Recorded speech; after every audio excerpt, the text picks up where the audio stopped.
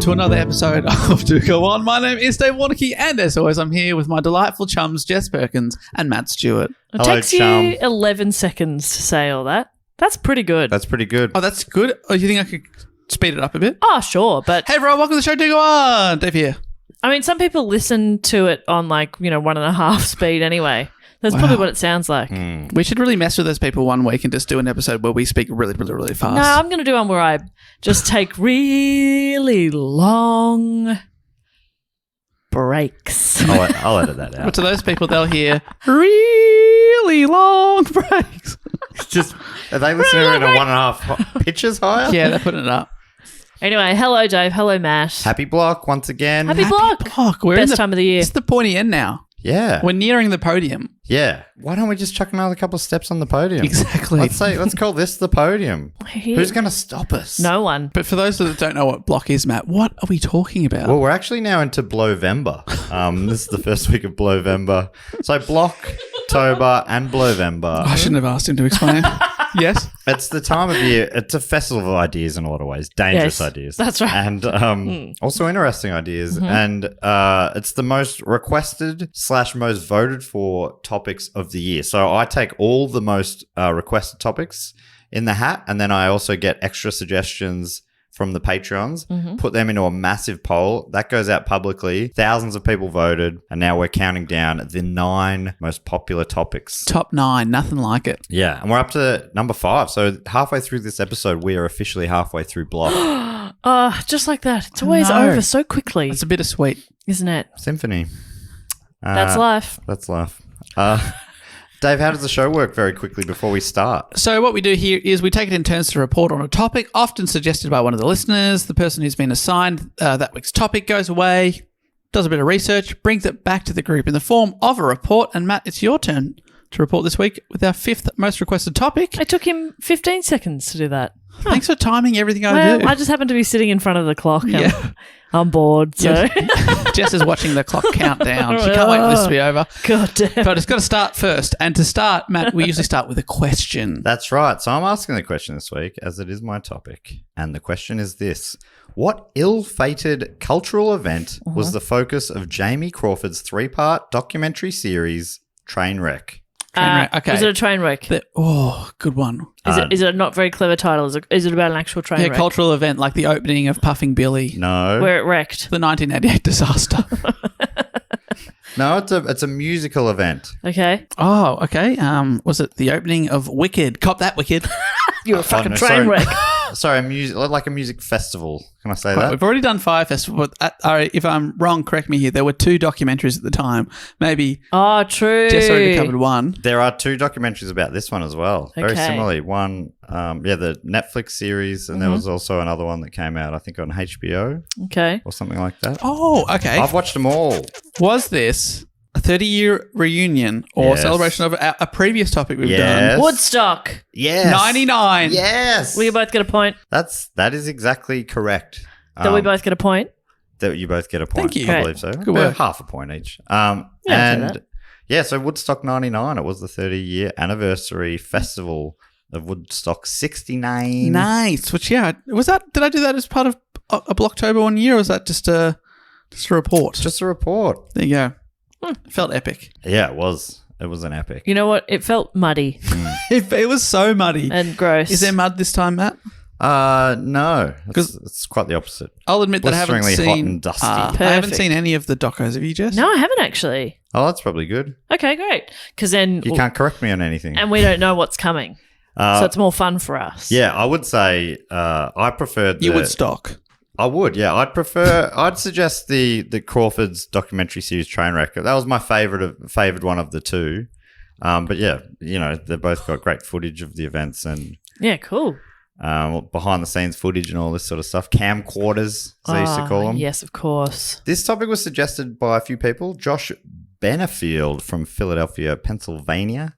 Chris Broderick from Clayton here in Victoria. Holly G from SL in UT. Don't know what either of the... Salt Lake? Salt Lake City, Utah. Give me 2. Oh, my God. Meatball. But I just noticed it spells out a word, S-L-U-T. Dave Hammond from Reading in Berkshire in England. Letting you do a bit of homework for yourself at home there.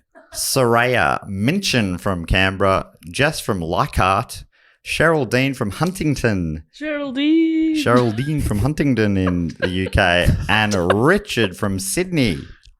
I don't know why I'm saying Cheryl Dean. Cheryl Dean. That's probably because of Laddie Dean. Why did I? Yeah, but I can't even think of the melody I was going for then. It sounds like the Scottish version of Jolene. Yeah. Cheryl Dean. Cheryl Dean. Cheryl Dean. Bagpipe solo. Please don't take my man. Ark. Don't take my wee lad. I've got fiery red hair. So yeah, if you haven't seen the documentaries, you might not know that this story includes some pretty grim stuff, including stuff of a sexual assault nature. So a bit of a heads up there. I don't go into it all that much, but just a little content warning. Does get mentioned at some point. But yeah, obviously, I don't think this is the place to go into big details. But there's heaps of articles, and the documentary series talk about it a little bit more if you want. Anyway, here is my report on Woodstock 99. When did this occur? The year was 1998. Sorry, 1999. This from a feature about the festival from Esquire Magazine written earlier this year. So because of these documentary series, there's a lot of attention has come back to it. Even though it's oddly 23 years after the event, it's not.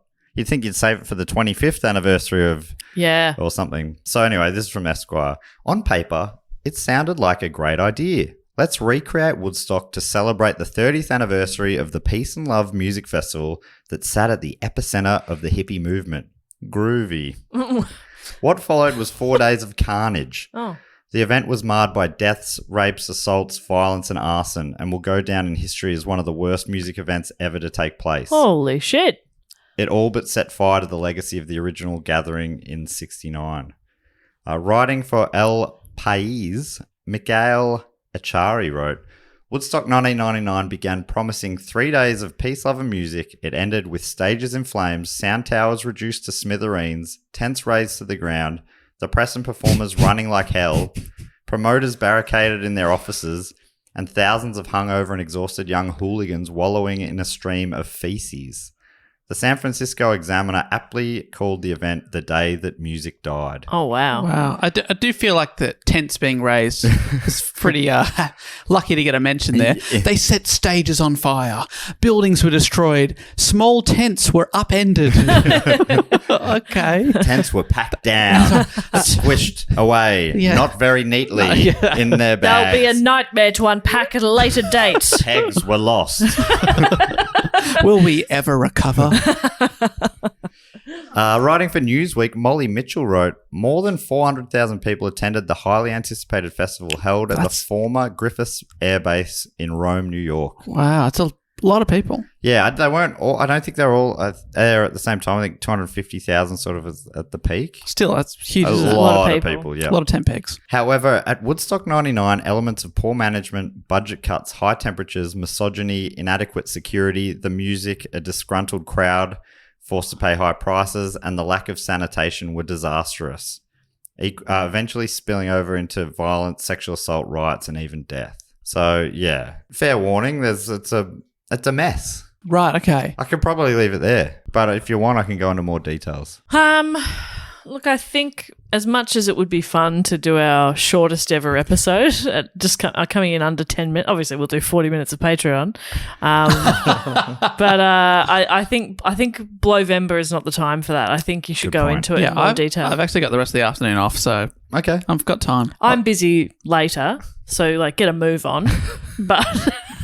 I have somewhere to be. I mean, we're at my house, but I have somewhere I need to be. We'll lock up. As we learned in episode 253, the original Woodstock was also a bit of a mess, but in a very different way. Now, I was remembering Jess telling that story, but was it you, Dave? It was Dave. That was my report. I thought it was a Matt, so sorry, Dave. Obviously not your best. Not memorable. Gosh, it's really stayed with me, that one. I'm surprised you don't remember. It's funny because I remember it. I just remember Jess telling the story. I almost messaged Jess to say, I shouldn't be doing this. This is a follow-up to your episode. No. I remember you being blown away that if given the opportunity, I still wouldn't attend Woodstock. Yeah. You were like, oh, it's so good. I was like, nah, it's messy. and- Muddy. yeah, I don't like it. We arrive in Too a time stressful. machine. We can zoom in, zoom out. Oh, yeah, if we could zoom in, zoom out, maybe. Okay. Nah, I still wouldn't. Yeah. That was Splendor in the Grass this year for me, which was knee-high mud. Right. And I was like, I'm out of this. Went and stayed at a nice, comfy hotel. Fantastic. Mm. So talking about the 69 iteration, Achari writes, it was an organisational disaster, but an indisputable cultural success. The original Woodstock featured peace and love, Janis Joplin, Jimi Hendrix, The Who, Grateful Dead, Santana, and hippies mobilising against the Vietnam War. Michael Lang promoted all of that in a display of quixotic, countercultural entrepreneurship, but he took heavy losses and only recovered his investment over 10 years later through sales of the film's soundtrack and merchandise.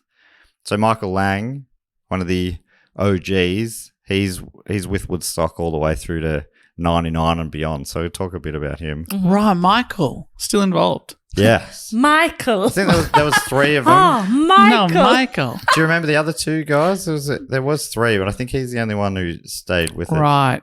10 years later, in 1979, there were anniversary concerts held at Madison Square Garden in New York City, which I didn't realize that. And then in 1989, there was a spontaneous 20-year anniversary concert organized by folk guitarist Rich Pell on the original 69 site. Apparently just rocked up and said to the farm owners, hey, it's 20-year anniversary. Do you mind if I do a little concert here? Do you want to do a set? And they're like, imagine- but you haven't told anybody Yeah. that you're going to do this. Yeah. Doesn't matter. They'll come. And were you at the original one? Oh, no. No. Oh, so you're just a guy with a guitar in my field. Yep. Yeah. So can I? Sure. I didn't look into it too much because I'm like, oh, this might be a fun one to talk about by itself someday because I'd never even heard about it. But apparently that's vaguely the idea that came across from what I read, that it was just like, it was nothing. It's just him and a guitar. There wasn't a stage. There wasn't a PA. But momentum grew. Volunteers and local bands pitched in, lent their equipment, and eventually it grew to the point that an estimated 150,000 people attended. What the hell? Based only on word of mouth, no advertising. I thought you were going to say 150 and that would have been an impressive That would have been achievement. amazing, With yeah. a guy and a guitar. Who just 150,000. starts playing in a field? Like Jimi Hendrix's dad played. What? Yes. Jimi Hendrix Sr.? No, Papa Hendrix. Papa Hendrix. They welcomed him to the stage. Yeah. Wow. He came out and said, you kids are making too much noise. I'm old now. And I wonder maybe if Lang saw the success of that from no Yeah. pre-organisation at all and went, oh, maybe we should do an anniversary event because that's what he did. You'd be expecting like 200 million people to rock up then. If you can get 150,000 with no PA, nothing. Yeah, No if you plan poster. it Well, a if little we bit. plan it, we could probably get 1,000 times. Yeah. that. Probably get, how many people are there? 1 billion? Can I get 1 billion people? Can we get them all in? How big is your farm? You've been there before, Michael. Why are you asking me this? Well, I was, to be honest, 69, a bit blurry. I'm hoping you've acquired more land since then. Yeah. So he set about organising a 25th anniversary event, Woodstock 94. According to Esquire, 5 years prior to 99, which is when 94 was, there had been a Woodstock 94 festival that also ended in catastrophe. Oh, God. Storms meant that the site was turned into a huge mud bath and more than double the attendees expected turned up. They sold 164,000 tickets, but a crowd of 350,000 showed up, That is so many people. including gate crashes. The site they had was hard to secure, so people are just cutting gates and Wandering fences in. and just charging in. Like more than double. Like it's so many people. Oh, my God. So many. So the extra numbers meant the crowd couldn't be safely monitored and 2 people died. Elsewhere at the event, the lead singer, I love this little bit of info from Esquire. Just say I'll give it to you with no context, and this is all I'll say about it, because that's what the article did. Great. Elsewhere at the event, the lead singer of the band Jackal burned a stool on stage, attacked it with a chainsaw, and fired a gun during their performance. That's art. They chainsawed a stool. After it was on fire, Dave. These people they're insane. No, you don't get it. It's art, and it's actually very cool and interesting. And fired a gun at the stool. That's how I pictured it. Yeah. What did this stool do? Very angry at this stool. This stool was a real jerk.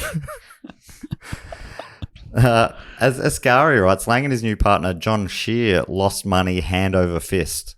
So in 1999, they conspired to capitalize on the Woodstock brand once and for all with a professionally conceived and executed event, minus the naive idealism that had turned previous iterations into ruinous business. So the very core of what they were trying to do originally, they're like, let's turn on that. Yep. Let's really plan this and... Yeah, this is all about cash, no gate crashes. So they're chasing their losses, though, aren't they? First one, lost money. All right. 89, we didn't charge tickets. Shit, probably lost money. 94, lost money. 99, this is our time. Yes. Tickets are going to be $4,000 each. And we need that full billion to turn up.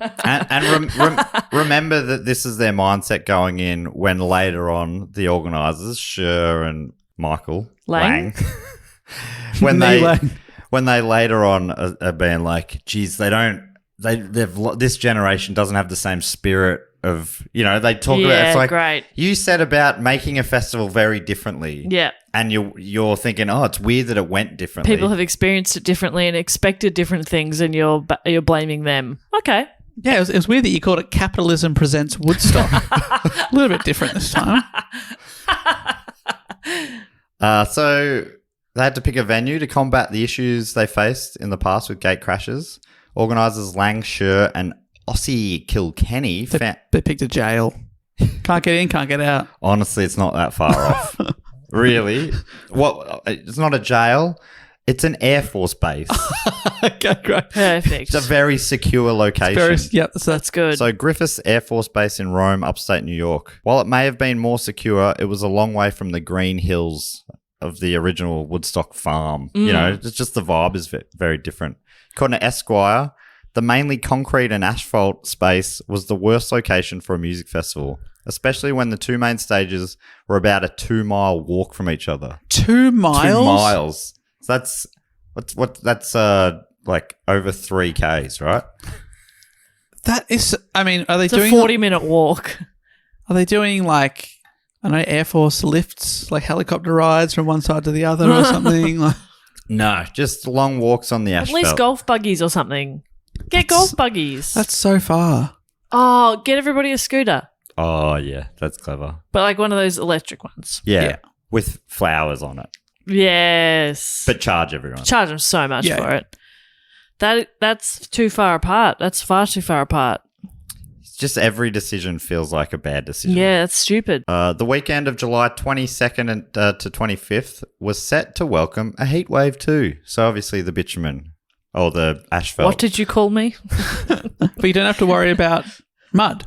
No, yeah, that's true, right. true. Just dust. So they were expecting temperatures over 100 degrees Fahrenheit, around 40 degrees Celsius. That's very hot on an outdoor, concreted surface. Without much shade. The only shade was there were hangars, old aeroplane hangars. Yeah. But they were all out of bounds.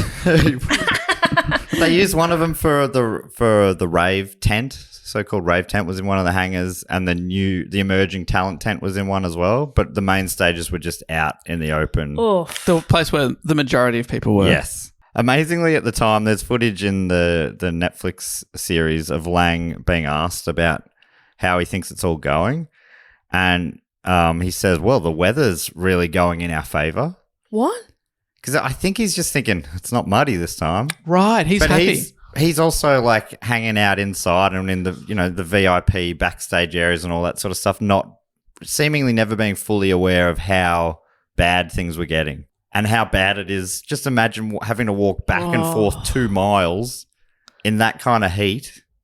It's a big drinking festival as well. Budweiser sponsors it. There's a big Budweiser beer, like unsheltered beer garden. Perfect. So Very people nice. are refreshing. Yeah, people are thirsty. Luckily, they confiscated everyone's water on the way in. Good. Because you don't know what could be in there. Yeah, water and all other drinks. Yeah. Even if they were sealed. So, yeah, if you want to bring in water, nice try. Nice try. Yeah, we're on to you, Bucko. Yeah. Sunscreen, you could probably drink that.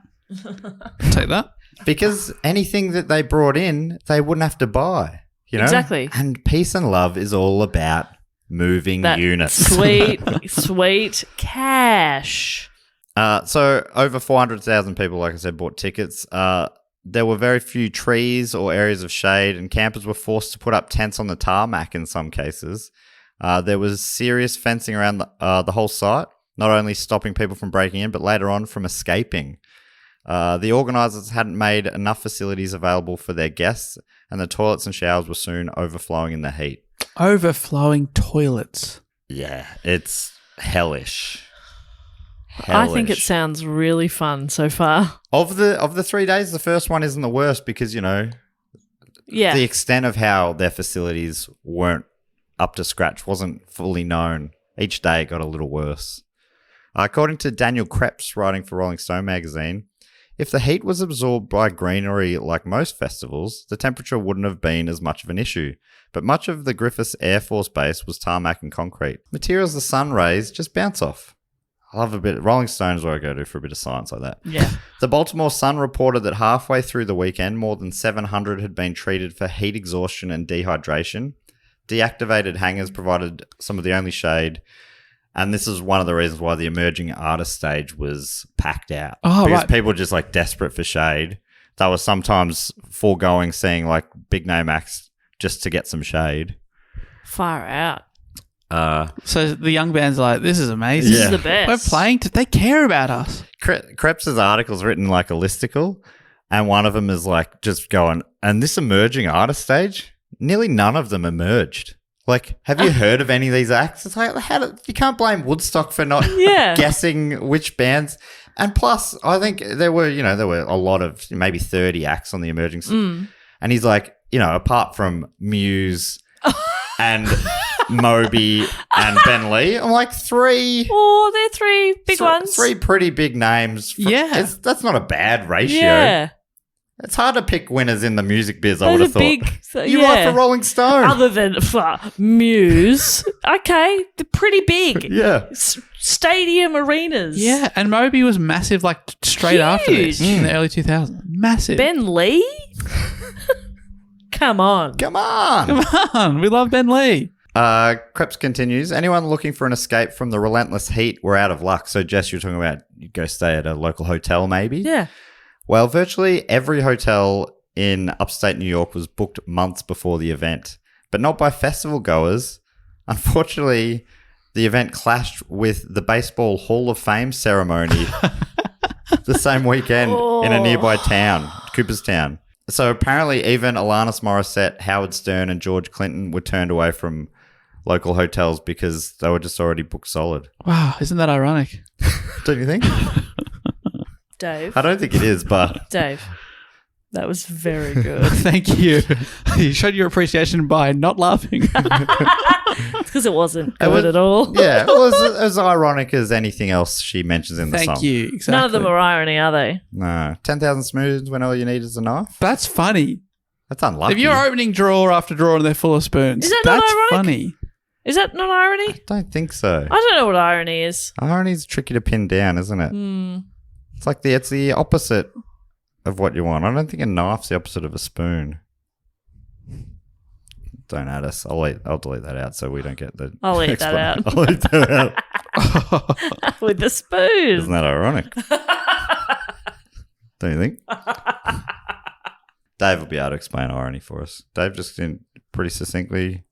What is irony? You've already decided to delete it, so it's all good. All right, but that was until I missaid it as eat you out. So with the spoon, and then just said with a spoon. I'm like, maybe I'll keep it in. The expression of one's meaning by using language that normally signifies the opposite, typically for humorous or emphatic effect. Here's an example. Don't go overboard with the gratitude, he rejoined with heavy irony. I'll edit that out. That didn't help at all. While the venue was picked to avoid gate crashes, unfortunately that didn't stop thousands of people getting into the festival on fake passes. According to the Syracuse Post-Standard, security guards were said to be confiscating fake passes at the rate of 50 an hour at just one of the gates. Oof. I guess they're assuming also that if 50 are getting picked, they're not finding them all, so a bunch are also getting in. Wow. And because of that, it's hard to know how many people actually made it into the festival. So the 400,000 is tickets sold, I think. But So they didn't have one more of than those that. little clickers that they have at nightclubs? Count you in? Yeah. Oh, got 399,996 in. I can let 4 more people in Four more unless people someone in? leaves, and then I'll wind it back. One in, one out, okay? Making it all the more difficult, security was understaffed. Like everything else, they were tight on everything. During the some of the people interviewed in the doco, they're like, oh, there was a meeting when I realized, this is more about the money than anything else. There's bad signs early. They all saw their red flags at different stages. That sucks. They're like, this festival not about the music or the fan experience at all. This is about peace and love and great music and no money. Okay, yeah, money. But honestly, this generation, They just don't. these kids of the 90s, you know what I mean? Yeah, they just don't want peace, love, and they're out there and they're like, I want drinking water. Oh, I want shelter. Yeah. It's like, come on. We've got Ben Lee. He's emerging. Security understaffed. According to Krebs, even though the crowd wildly outnumbered the law enforcement presence, roughly 500 New York state troopers plus local PD, the authorities were supposed to have more support courtesy of a volunteer security team recruited from New York City. So they didn't want to call them security. So Lang has said, like, we gave them shirts that said Peace Patrol on the back. That's good. Okay. Recruited them just randomly from New York. Apparently just went up to people without training or anything and we're going, hey, we need to recruit people for security. If you come with us, $500 for the weekend, you come and, you put on a shirt. Pretty good. Okay, I've got to point out that to this guy that's not how volunteering works. You don't get paid. Tell people you've got to come and they don't get paid. Yeah. So in no way are It's these not people volunteers at all. volunteers. These are employees. Just on that, when I was in Hawaii on holiday recently, there were security guards, like sort of around town, but mostly on the beach, and their shirt said "Aloha Ambassador." Oh, And I was like, that. "That's Fantastic. security." Mm. But I love it. To me, that's more secutory. Yes, Like charcuterie board. Well, I was trying to put cute in there, but Yeah, like a charcuterie board.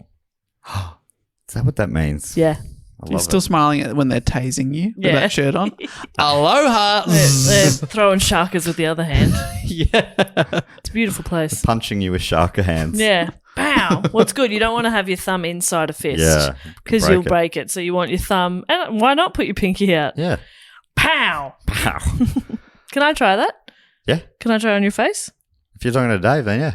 I'm looking at you, Matt. Yeah, but if you're talking to Dave, then yeah. Yeah, but I'm looking and talking to you. Oh, then no. Okay, fair enough. Dave, same question. Okay. Yes. Shaka. When you least expect it, I'm going to shucker punch you in the face. Shaka punch. That's good stuff. That's good stuff. So a lot of these Peace Patrol people just ended up at some point during the festival like, fuck this. Yeah, Took off the shirts, just went and either enjoyed the festival or pissed off. great. Like a lot of them. I mean, Pay him up front, of course. they were underqualified or undertrained, and and they weren't prepared for this. This was chaos. Yeah. It was anarchy. One of the guys was interviewed on the doco, was like, people were asked, there were people coming up to me going, what does that shirt get you? You get backstage and stuff? He's like, yeah. And one guy goes, I'll give you $400 for it. And he goes, done. I took it off, gave it to him, and I went to his bag, got his spare one, and put it on. And it didn't get him in backstage or anything. It was just a t-shirt. Wow. What does that shirt get you? Like, people could say that about any t-shirt. Yeah. Yeah. It gets me backstage. It also gets me $1 million if I want it. If you bury it in the backyard, it'll grow on a I'll beanstalk. give you $400. It's a bargain, actually. It's that beanstalk. At the top of it, it's going to have a little pot of gold. It's going to have $500 in there. Whoa. So you give me $400 for the shirt. In a year's time, you got $100 extra dollars. Profit. You have to do nothing for it. You got nothing. Except You just pay got to me. tend to a beanstalk. And then I guess you get like lots of beans. That's something Jack and the Beanstalk never talks Yeah. about. He's got this whole bean stalk. There must be lots of beans he could Yeah, what harvest was from the benefit? Because he knew it was a magic beanstalk, didn't he? Because it just Magic grew real beans. big. It was magic beans. And there was multiple too. It wasn't just one. Yeah. Oh. Yeah, he swapped a cow for magic beans or something. But his mum was like, "No, I wanted like currency. You dumb shit. Yeah. We need to buy food." And he was like, "Yeah, but I got beans. Beans are food. Yeah, beans are better. I can grow food. Mums are so dumb. Oh. They never listen.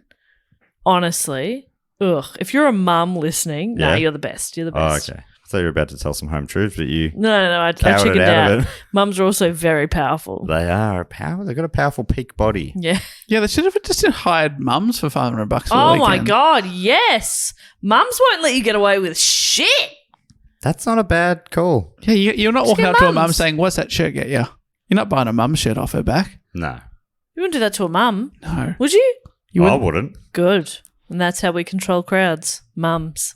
So it doesn't seem like many elements of this festival were well done. Firstly, they didn't hire mums, including the Idiots. fact that this festival that came from the peace and love hippie movement had turned into a full-on commercial money-making machine, or at least an attempt to. In an effort to cut costs, the festival organisers farmed out many responsibilities to third parties, including waste management, sewerage, and food and drink. I think it's okay to delegate those to people who know about those things. I agree. Like Lang's not going to supposed to be digging his own latrine, He is he? doesn't know anything about toilets. That's true. Get a toilet guy out there. I think that does make a lot of sense as long as, you're in the contract, you're not favouring money, but favouring them doing a good job. Yeah, that would make sense. Definitely get some things in the fine print that look after you to make sure they do the job Okay. properly and not just do it for the best money option for you.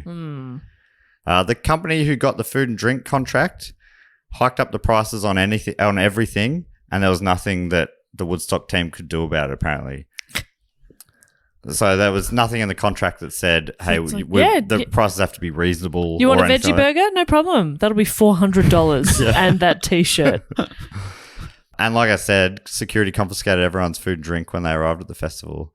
So everything had to be purchased on site. And according to a carry, the exorbitant prices at which the commercial tents sold food and drink particularly upset attendees. They charged $4 for a bottle of water, equivalent of $7 today. Apparently, as the weekend went on, water became more in demand and the prices went up into the $12, $14 And is For a that bottle of US water. dollars? US dollars in 1999. You can't charge that. For water. Water. Sorry, just so the water. Americans understand what we're talking about. Just so water. Paris Hilton can understand. Water. Water. I love water. That's Water. water. That's water. That's cute. Water. And between $8 and $10 for And sorry, Matt. I'm so sorry. Our British listeners are baffled. Okay. Water. Whoa. Bubbly bubbly for the fancies. Bubbly, Ooh, bubbly. Water. Bubbly, Sorry, bubbly. Matt. Please do go on. It's only ugly unless it's from the ugly bubbly region of France. So burrito, sandwich, pizza, they were $8 to $10 A around. burrito sandwich pizza. Yum. I'm going to get one of those. Yeah, That I'm sounds in. great. Burrito, sandwich, pizza. pizza. Okay, well, you probably don't mind the price, around $18-$20 today. Yeah, Bargain. that's 3 meals in one. A burrito, sandwich, Sandwich pizza. Wow. For $18. So I'm picturing like 2 separate burritos, all wrapped up, everything in there. Then that's made into a sandwich with filling. Oh, and yum. then that's put on top of a pizza and baked. Okay. Yeah, that's going to last you a couple of days. Yes, $18. Great. That's 3 days worth of That's a food. bargain. Oh, no, so 18 for each element of that. Yeah. Okay. So it's like a build your own burrito It'll sandwich cost you, pizza. that one that you just described will cost you $60-$80. That's a Okay. bit of a piss take, actually. Yeah, Yeah, that's I'm crazy. outraged, I'll actually. I'll just have a sandwich then for much cheaper. I'll just have the pizza. With the lineup, with what you know about this festival, what kind of bands do you think of? Obviously, Moby, Ben Lee. You said Alanis Muse, Morissette? Alanis Morissette. I only know Limp Bizkit. Limp Bizkit's the most famous Oh, one from yep. this, for sure. But 99, 1999, I'm thinking Britney Spears. I'm thinking She wasn't Corn. there. Corn was there. Okay, so different genre. Oh, well, there's other stuff. Jewel was there. Jewel, Oh. my hands are small, I know, but they're Is that what she not says? yours, they are my I never knew she was singing about her hands. hands. What do you think she's singing about? I don't know. Understand the American accent. Water. Water. Okay, who else? So Jules there, Limp Bizkit, Corn. Yeah, who's big in 99? I'm thinking Ricky Martin. Ricky's not there. Oh, what? Really? Couldn't get him. But I think what you were thinking with Limp Bizkit, Dave, that's what I saw. I just thought it was basically a new metal festival. New metal, because Limp Bizkit, and when I was speaking Corn, maybe Marilyn Manson's there. He's not, but yeah, that's That the kind of kind thing. of, they were huge at the time. Those. Yeah, okay, yep. No Britney. I'm not into it then. Sorry, Brittany. It's Britney, bitch. What does she drink? Water. What does she Good to know. Well, I thought it was Pepsi from those ads, but apparently it's water. Water. Speaking in the Trainwreck documentary, organisers Scher and Lang admitted they knew nothing about most of the lineup they'd booked. So a lot of people are like, you've booked a pretty aggressive lineup here. And you go, all these things that they're doing that are opposite of Woodstock, and they're going, why aren't people doing? It's like no one here wants to do the peace and love thing. Yeah, well, let's be honest. They're looking around. They're going, all right, what's Jimi Hendrix doing? Okay, fuck. Janis Joplin, what's she up to these days? Okay, fuck, really? Yeah. Santana's like the only one who's They're still working going. their way through the 27 Club. Yeah. Okay. Okay, we couldn't get him last time, but is John Lennon available? What about River Phoenix? Apparently, they tried to get the Beatles to Woodstock, the original Woodstock I was reading the other day, but I think Lennon might have said only if the Plastic Ono band can play as well, and they're like, nah. It's like, oh, none of that side shit. You're like, you could have got the this Beatles. This is in 1969. It's not like the Beatles were on the emerging stage. They were the biggest band in the world. That's the height of Beatles. You could have got the Beatles there. That's what I mean. That's from one thing I read. Give the other band a shitty time slot, whatever. But you could have had the Beatles. They went on to do some good stuff. Plastic Ono Band. Really? Yeah, like a few of John Lennon's solo albums were with them, right? I don't know. Yeah. Sorry, two very different responses there. One more supportive than the other. I don't fucking know. Why are you asking me? I don't know. So while 1969 had bands like Bob Dylan or acts like Bob Dylan, Janis Joplin and Crosby, Stills, Nash and Young, Woodstock 99 had a much heavier lineup, including new metal bands like Korn and Limp Bizkit. So we have a hot crowd who is hot and also hot. They're tired, not their value, dehydrated, and feeling sexy. ripped off and feeling sexy. And they're probably hungry too. Yeah, that's when I'm my hottest. Yeah. Hungry, hot, and tired. Yeah. Well, I think it was Cher, was asked, the organizer, not the pop star, was Do asked. you believe in love after love? Water. Was asked about, people going, what? People don't have enough money to buy things here. He's like, you don't bring money to a festival? Well, they bought packed lunches. Oh my God. That is the 20th century's equivalent of let them eat cake. Yeah. Well, surely they've got money. Yeah, don't they bring money? It's like, oh no, they brought food for themselves. They can't afford any food and drink. Or why don't they just use money? Have they thought of that? Fucking hell! Have to do everything for everybody? Yeah, do they know how to open their wallet? Do I need to do an instructional video about Velcro? Everyone has a Velcro wallet, don't they? At that stage, everyone had a Velcro wallet on a chain. Yeah, exactly. So they're feeling already pretty angsty from everything so far. And according to Akari, the festival lineup did not help improve the mood. Hard rock and new metal bands dominated the delirious program. So we had Korn, we had Limp Bizkit, also Creed, who I think of as, they're like, Matt, when you and I were in Brisbane last month. Oh, yeah, that's right. So the way the day worked, JP, was we did a book cheat with Aaron Goxie Gox as a guest with Matt, and then we did Who Knew It with Matt Stewart, and then we had a break. Then Matt and I did stand-up, and then directly after us was Goxie came back to do karaoke. Great. And we'd agreed. Goxioke, I think it was billed as. Goxioke. And we'd agreed, we'll do a song as well, so it'll be fun. Because it's kind of comedy, kind of karaoke in front of a crowd and stuff. And we hadn't eaten dinner, so we went upstairs to the burger Before place. this, I went up because we were sitting out in the sort of the green room area hearing the show kick off. And Goxie and Jake, who's emceeing it, they were just like, it just sounded like everything they said was peaking. So I went up just to quietly go, hey, I think you need to turn Goxie's mic down a little bit. And they asked me to repeat it. Jake put his mic in my face. I'm like, I was just trying to quietly tell you that the mic is peaking. And then moments later, I was doing the Grease Mega Mix. Duet with Goxie. I was just trying to quietly... Yeah, I just wanted to let you know that this is, from an audio perspective, sounding terrible. But I think I realised later that's what they were sort of going for. Great. Yeah. But there was a pretty, a crowd was gathering. They were pretty into it. And we went upstairs. There was the burger bar upstairs. Quickly had something to eat. And we came back downstairs and there was no one was left in the room. And what did Goxie... someone who was there said... Or maybe Goxie said, yeah, I did a Creed song and cleared the room. Because, yeah, we left, there's like 30 or 40 people, and then we come back down, there's like 7 people left. Yeah, Goxie cleared the room with a Creed karaoke. Which means they missed out on me doing George Michael's Careless Whisper, but I still got up there. How's that go? I'm never gonna dance again. Bum, bum, bum. And I did Boys from the Bush Great. by Kurgs. The Kegs. Great. Anyway, great night. But Creed, hearing that made me laugh. Kid Rock was also there. Oh, yeah. Additionally, there were bands such as Offspring, Metallica, and Rage Against the Machine, whose Okay. abrasive sound and visceral discourse were totally alien to the first Woodstock spirit of peace and love. Right.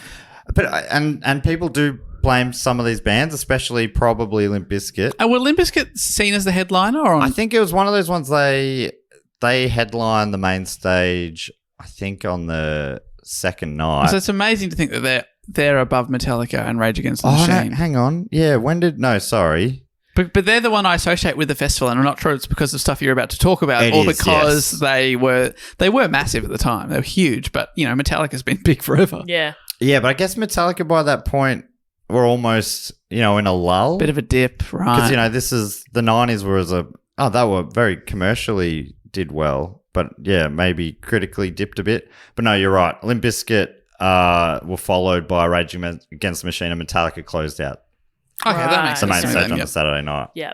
It's kind of a funny lineup on the Saturday on that main stage. Started with Tragically Hip, then Kid Rock, then Wyclef Jean, Counting Crows, Dave Matthews Band, Alanis Morissette, then Limp Bizkit, Rage Against the Machine, and Metallica. It really takes a heavier turn at night.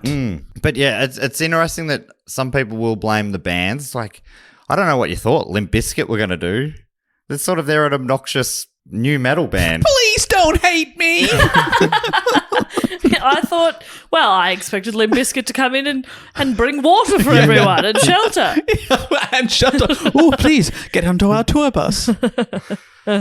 So I kind of feel like some of that stuff's a bit overstated. The lineup was a bit broader than that. Like I say, there were, Counting Crows, Jewel, I've mentioned, Elvis Costello was there, Willie Nelson, James Brown opened the festival. Okay, James Brown. The Godfather of Soul right there. That's a very varying genres and legends of each. So Yeah, it's a more varied lineup than the 69 one was. yeah. But I guess pop music by the 90s had Gone off in diversified different a lot. areas. You're right. G Love and the Special Sauce played, Jamiroquai, Sheryl Crow, George Clinton, the Tragically Hip, and a bunch of others, including even Australian comedy duo The Umbilical Brothers played one of the main stages. The fuck? That's so good. Really? Yeah. They played one.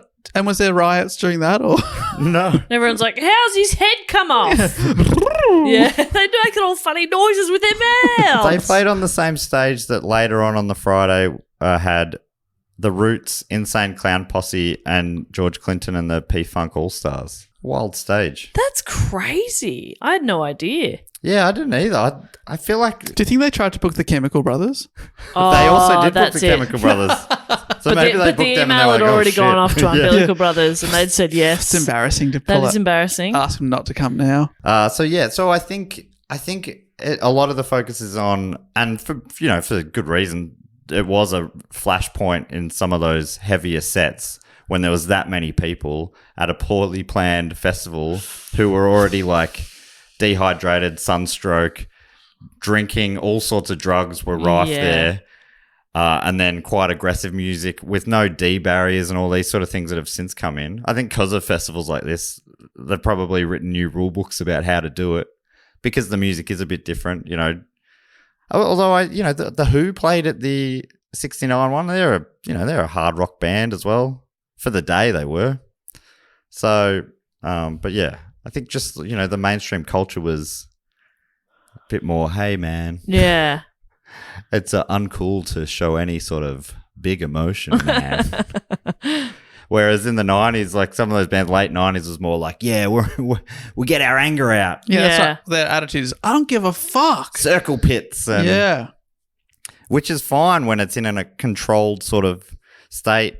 I think, when I was starting to go to festivals, which was probably around this time, the focus was increasingly on looking after each other. And I didn't realize it, but it was possibly because of stuff like this. Yep. The Insane Clown Posse, I don't know a lot about. I know they're fans of Juggalos. Oh, yeah, they have big festivals and or stuff is the like that. festival the Juggalo? I have no Doesn't idea. matter. Well, I think that they are juggalos. That's right. What does that mean? Like, I think that's like like a subculture. Like, fans of the band are called juggalos. Taylor Gotcha. Swift fans are Swifties. Gotcha. That was the only other one I could think of. No, Is there another one? No. She's the only one with fans. Spearsies? Is that what Britney's fans are? Yep. Yep. Stans? Who are they? Eminem's fans. Eminem stans. According to Krebs, Come on, that was funny. that was funny. You'll, Well, I think you'll get it later. It's pretty that's, funny. That's where the saying comes from, though. So I don't know if it is funny. Oh. God damn it! Was Dido on this lineup? Oh, I think Jewel is very. She's in Yeah, the world same of Dido. camp. Maybe the 99 Dido is Jewel, and Yeah. then Dido came along a couple of years Dido's later. early 2000s. Maybe at the English Woodstock they would have had Dido. Yeah. Is Dido England's answer to? To Jewel. I think so, yeah. Is Jewel Canadian? Ooh, good question. My Without notice. hands are small, I know. Yeah, do Canadians have small hands? Typically, yes. So, and beautiful manners. So speaking of the Insane Clown Posse, Krebs said, performing on the East Stage on Friday night before George Clinton's Parliament Funkadelic, Insane Clown Posse was the first act to incite the crowd by throwing $100 bills into the audience and watching gleefully while a melee ensued. Okay. Oh, right. These people are hungry. Well, We've got exactly. no Especially cash. all the food they brought has been confiscated, so they have nothing to eat. They're really thirsty. Yeah, that's going to be mayhem. Took it to Yeah. the next level when they started throwing burrito sandwich pizzas into Yeah, but we really wanted burrito sandwich pizzas to take off. just a fact check on Jewel. She is American, born in Utah, Give me two. raised in Alaska. Maybe from SL?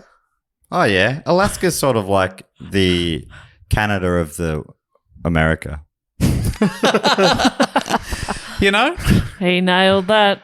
Canada's probably the Canada of America as well, because Canada's in America. It's weird that America gets to have America when Canada's also in America, and so I get is like it. Brazil and everywhere else. You know what I mean? Yeah.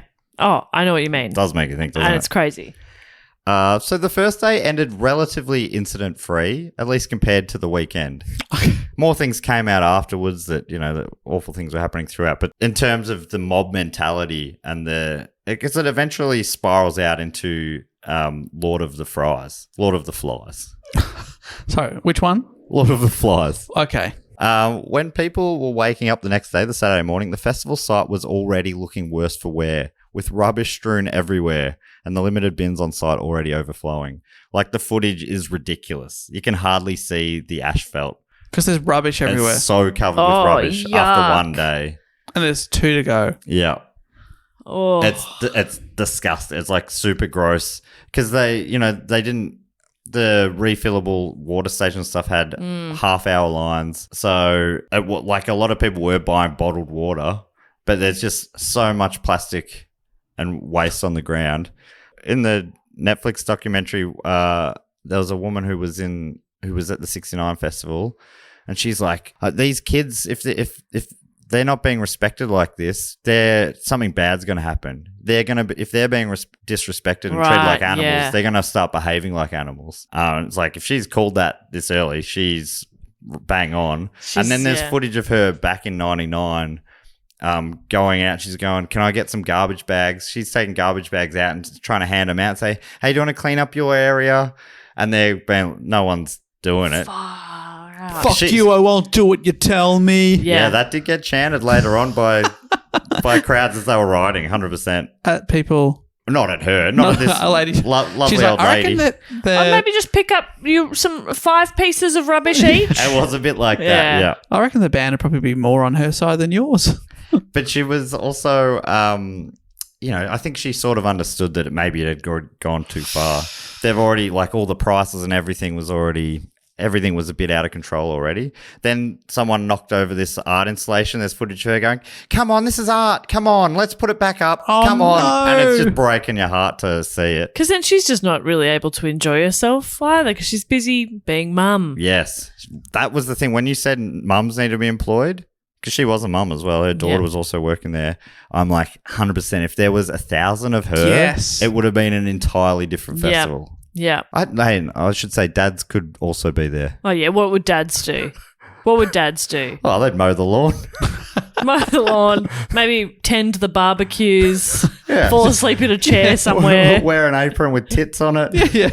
I yelled out pipe down an hour ago. What more do you want me to do? Well, I don't know who raised you kids, but I said pipe down.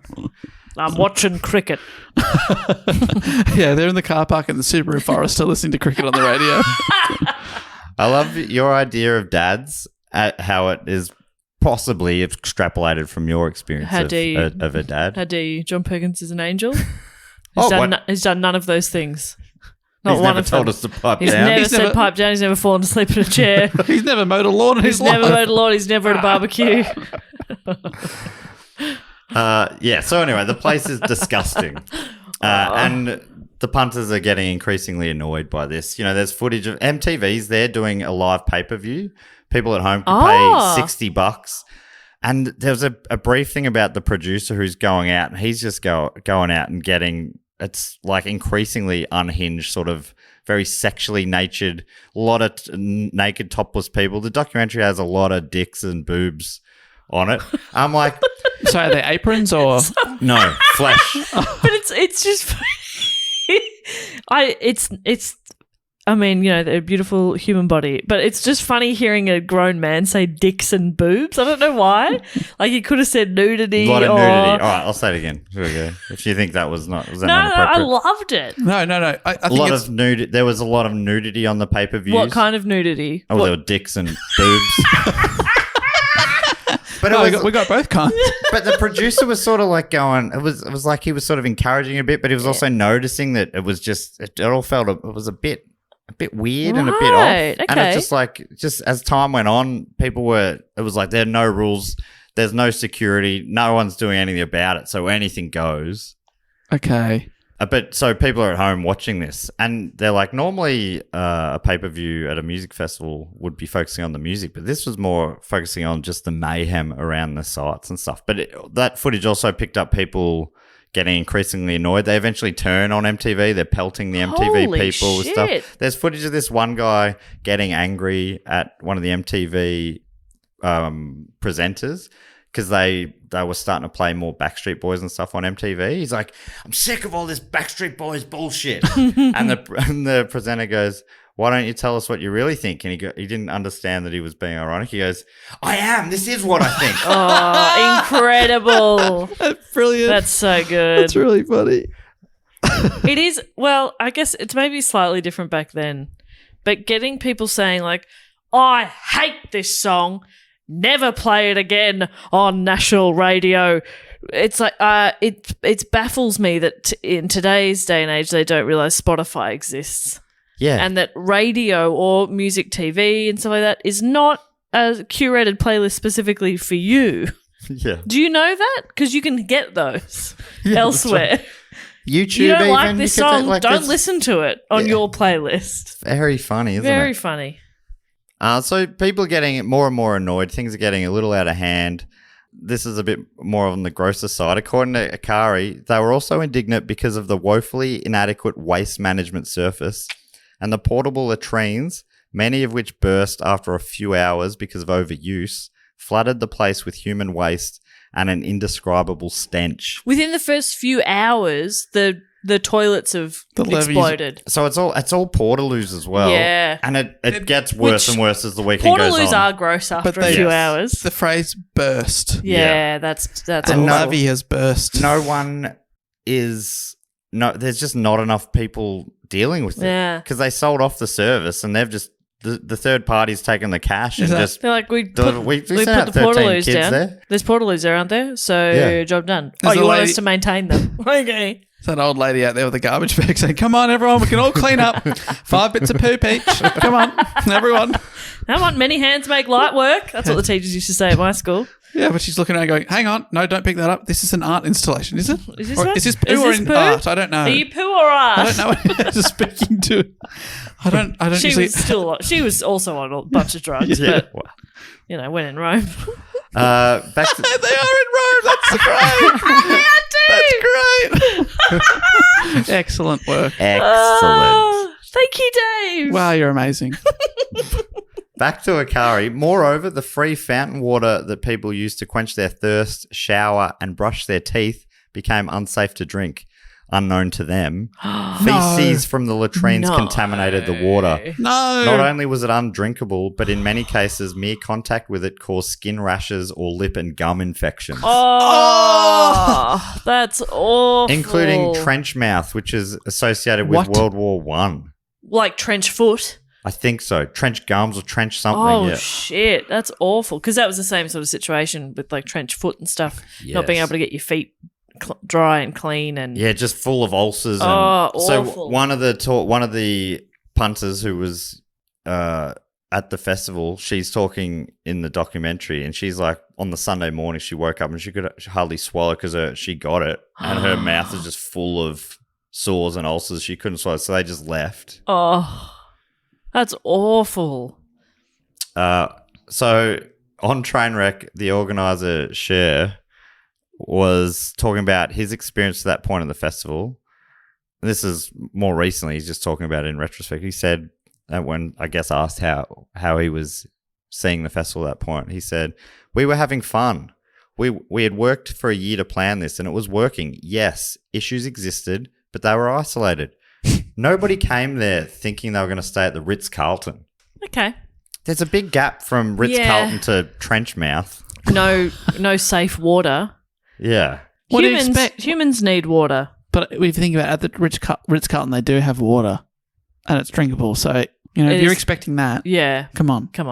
So trench mouth, a condition that causes gum bleeding, swelling, pain, and ulcers. Oh, that's awful. That's just so painful. Even one little slight, even when you bite your tongue or something and it has a little bump on it, that ruins your week. Sensitive part of the mouth. Totally. But then add to the knowledge of how awful it is to the fact that you got it because you brush your teeth with Contaminated toilet. water. Yeah. With toilet. With toilet. I brush my teeth with the toilet. I try to make it a vaguer, less descriptive thing, and Yeah. I probably zoomed out too far. With toilet. With bathroom. You brush your teeth with bathroom. With house.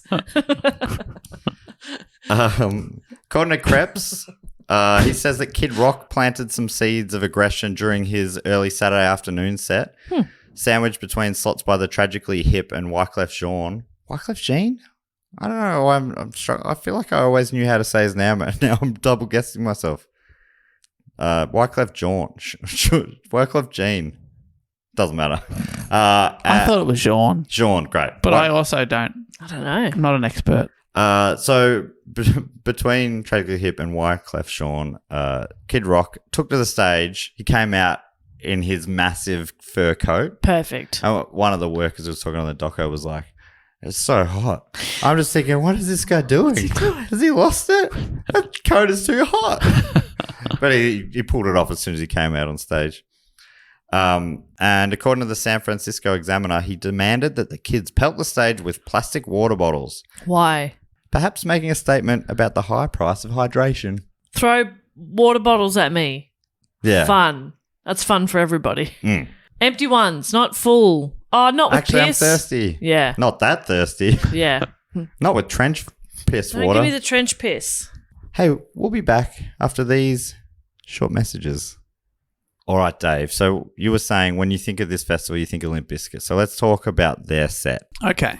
According to Mitchell, some people believe the heavy music may have contributed to the chaos that unfolded over the weekend as it captured the spirit of the increasingly angry audience. And back to the Esquire article. As the temperatures rose, so did the aggression in the bro-heavy festival lineup. As the New Yorker noted, only 3 solo female musicians performed over the whole weekend. By the time Limp Bizkit hit the stage on Saturday night, edged on by lead singer Fred Durst, some of the audience began tearing wooden panels from the walls during their song Break Things. There was this sort of preamble thing. I watched it. I'm like, I reckon he just did this same preamble every time they play Break Things, but they're talking about it like he's really making them revved up. So I think that's just the band. Like I think that's just their band. And what if you're gonna book a band, give them a listen first. Yeah. Like the organisers said, they didn't really know the music. It's like, What do they just pick people at random? yeah, I guess they're like, oh, they're big on the charts. We'll grab Book 'em. them. Yeah, it seems very strange. Yeah, it is. Ask to see some footage of a live show. Yeah, I mean, it does make sense that they don't know who anyone is. I mean, they made James Brown open the show. Yeah. Yeah. He's the first. Suppose we'll take a pun on this new guy. Yeah, 11 a.m. on the main stage. Perfect. He'll be very grateful, of course. Yeah, that's odd. He's famous for James stopping Brown. a riot with his music. That's nighttime music. Yeah, bring for him sure. back. Bring him back. Stop the hate. It's going to be hard to bring him back now, Dave. But I mean, Why? in '99 they could have Okay. brought him back after. What's happened? Oh, He's I don't want to tell you retired. about it now. Oh, he's retired. Yep. Oh, okay. In a really permanent fashion. No, John Farnham come back to us. Yeah, he said no take backsies. Oh, okay. Well, that's brave. I'll take his word for it. But if he'd brought him out after Limp Bizkit, I reckon he could have really won them back over. Oh, yeah. Yeah, well, probably would have been helpful, maybe. On the first night, Korn was in the second last slot, and it was similarly, like, you see the footage of it, and the crowd were going berserk. Korn were also hugely popular. Was he going, oh, ma, ma, ma. Yeah. Remember that song? No. That's He a starts- Freak on a Leash. Freak on a Leash just starts, Oh, yes. just starts barking like a dog. Sorry, I kind just of. didn't recognise your You don't rendition of it. Don't you remember? That sounds exactly like, oh, ma, ma, ma, oh, ma, ma, ma, ma. That's pretty accurate, right? Well, I knew what you were talking about. I always thought it was rum-da-bet, rum-da-bet, rum-da-bet. But it's interesting. You thought he was saying something different. I feel like mine's more like a dog. Yours is more like Gollum. Yours sounds like, hey, mama. Yeah, maybe that's it. That's what is that Corn? That's Corn. During their set, Durst said, "It's time to let yourself go right now, because there are no motherfucking rules out there." The mosh pit was out of control, but afterwards, in an interview, Durst denied encouraging it, saying, "I didn't see anyone getting hurt. You don't see that. When you're looking out at a sea of people and the stage is 20 feet in the air and you're performing and you're feeling your music, how do they expect us to see something bad going on?" Of course, there is footage of him crowd surfing on some of the walls that have been taken down. So he must have known something had happened. Yeah. Because I don't usually crowd stuff on bits of wall during this part of the set. And then there's footage of him coming just off stage and he said, "You can't blame us for that," when he was asked a question. So it's like, he must have had some idea, but How was I to know? How could I possibly have known? I don't think you can blame them for doing their normal show. I think hopefully now they would Yeah. understand that this is an unsafe situation and they would pull back a bit. Yep. And there's a few bands on who we'll talk about later who probably maybe learnt hopefully the same lesson. But I don't know, maybe because it feels like now it's common sense, but were there ever festivals this big with bands who played music like that? I'm not sure if there were. You wouldn't think there'd be that aggressive music played in front of that many people. Yeah. Or what about when Metallica does like a concert in Russia or something? Oh, like that's true. 300,000 or 400,000 people have turned up. The security was there with batons Yeah, okay. and riot gear, and they were just... And a government they're terrified of, probably. So Whew. they want to do the wrong thing. Pantera were the opening band for that. Really? And Akadaka played as well. It's called the Amazing. Monsters of Rock. That's my akadaka. I think that's very good. Sounds like Marvin Gaye. What's that? Sounds like Akadaka. Is that Thunderstruck? I love that. I love that. I love that song. That's fantastic. It was from the year you were born. Was it? Ah. Aw. So later that night, like I said, after Limp Bizkit was Rage Against the Machine and Metallica, sadly during Metallica's set, one festival goer, David DeRosier, collapsed in the crowd at the Metallica performance and later died, believed to be from hypothermia, probably secondary to heat stroke. Oh my God. According to Syracuse.com, his mother then sued the festival promoters and the doctors on site because they were negligent by not providing enough fresh water and adequate medical care for the 400,000 attendees. Yeah, that's fair. Yeah, it's like to me, it feels like, people say it was just, where do you point the finger? I'm like, it feels like it's the organized. Like, yeah, it feels the organisers' they've responsibility. created this, basically a dystopian Yeah. scenario in a very dystopian place, like a disused Air Force base. And they're surprised that when they basically take away basic human rights like clean water and stuff, Yeah. that things go badly. Yeah, but and that people would hold them responsible for such things. But it still feels like that they've kind of, the organisers have always sort of shifted blame, and none of the articles really want to just go, it was, because I mean you still got, everyone has individual responsibility as well, I guess, so it is tricky, but yeah, but I don't think it's David's fault that he got hypothermia. Oh, certainly not. No, you know what I mean? It's crazy, isn't it? In that case, yeah, of course, it's. And then you get the organisers go like, these are adults. They can look after themselves. They could bring water and food of their own. Yeah. Except I took it all. They can. They just had to eat it all just before coming in, and then that should have got them through the weekend. Yeah, 3 days. Just take a shitload of drugs, and you're like, that's what I did in 69. Yeah, appetite suppressing drugs. Yeah. All the kids are doing it. All the kids are doing it. Get yourself a 24-pack of Fat Blaster, appetite suppressants. No, they'd probably take that off you. Yeah, you can't do that. Throughout the festival, there were multiple reports of sexual assaults. There were later protests by the National Organisation of Women against the sexual violence that women endured at the festival. According to Krebs, whenever a woman walked on stage, whether to MC or perform, they were immediately greeted with demands to show us your tits. Apparently, just like there was in the doco, there's footage of everyone's got signs, or not everyone, but lots of signs and that sort of stuff. Somehow it just became this big thing, show us your tits. And it's like, it's really gross and uncomfortable. Yeah. The festival's official website. And so you go, well, this is individuals doing this. And of course, they shouldn't.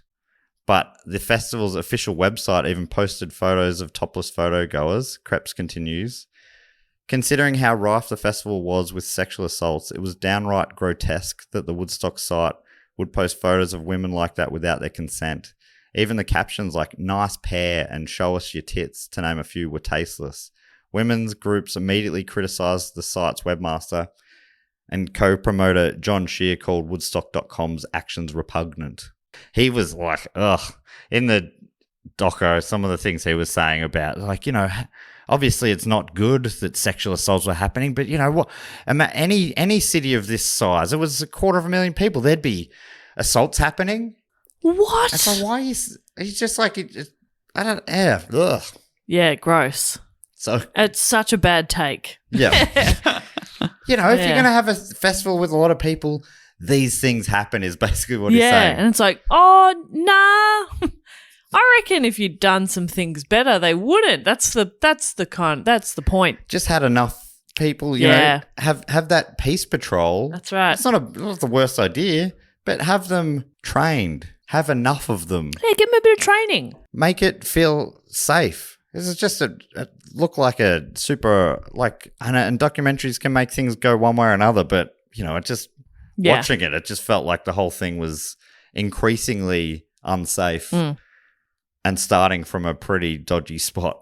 You're starting from a spot of everyone's out in the sun, drinking lots of beer, doing all sorts of drugs. Everyone's out of their minds, and it gets worse from there. Yeah. And then we're going to slowly take away toilets because they no longer work, clean water.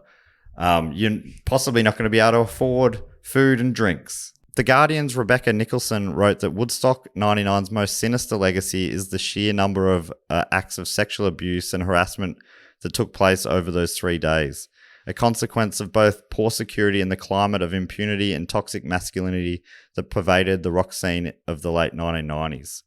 And I think it just in particular that festival as well, for all those other reasons. The glorification of nudism, recreational shamelessness, and free love hid an atrocious machismo and a nauseating lack of respect for women's sexual freedom. So yeah, like I said, I'm not gonna, there's many individual incidents that are documented, but I feel like we don't need to go into it anymore.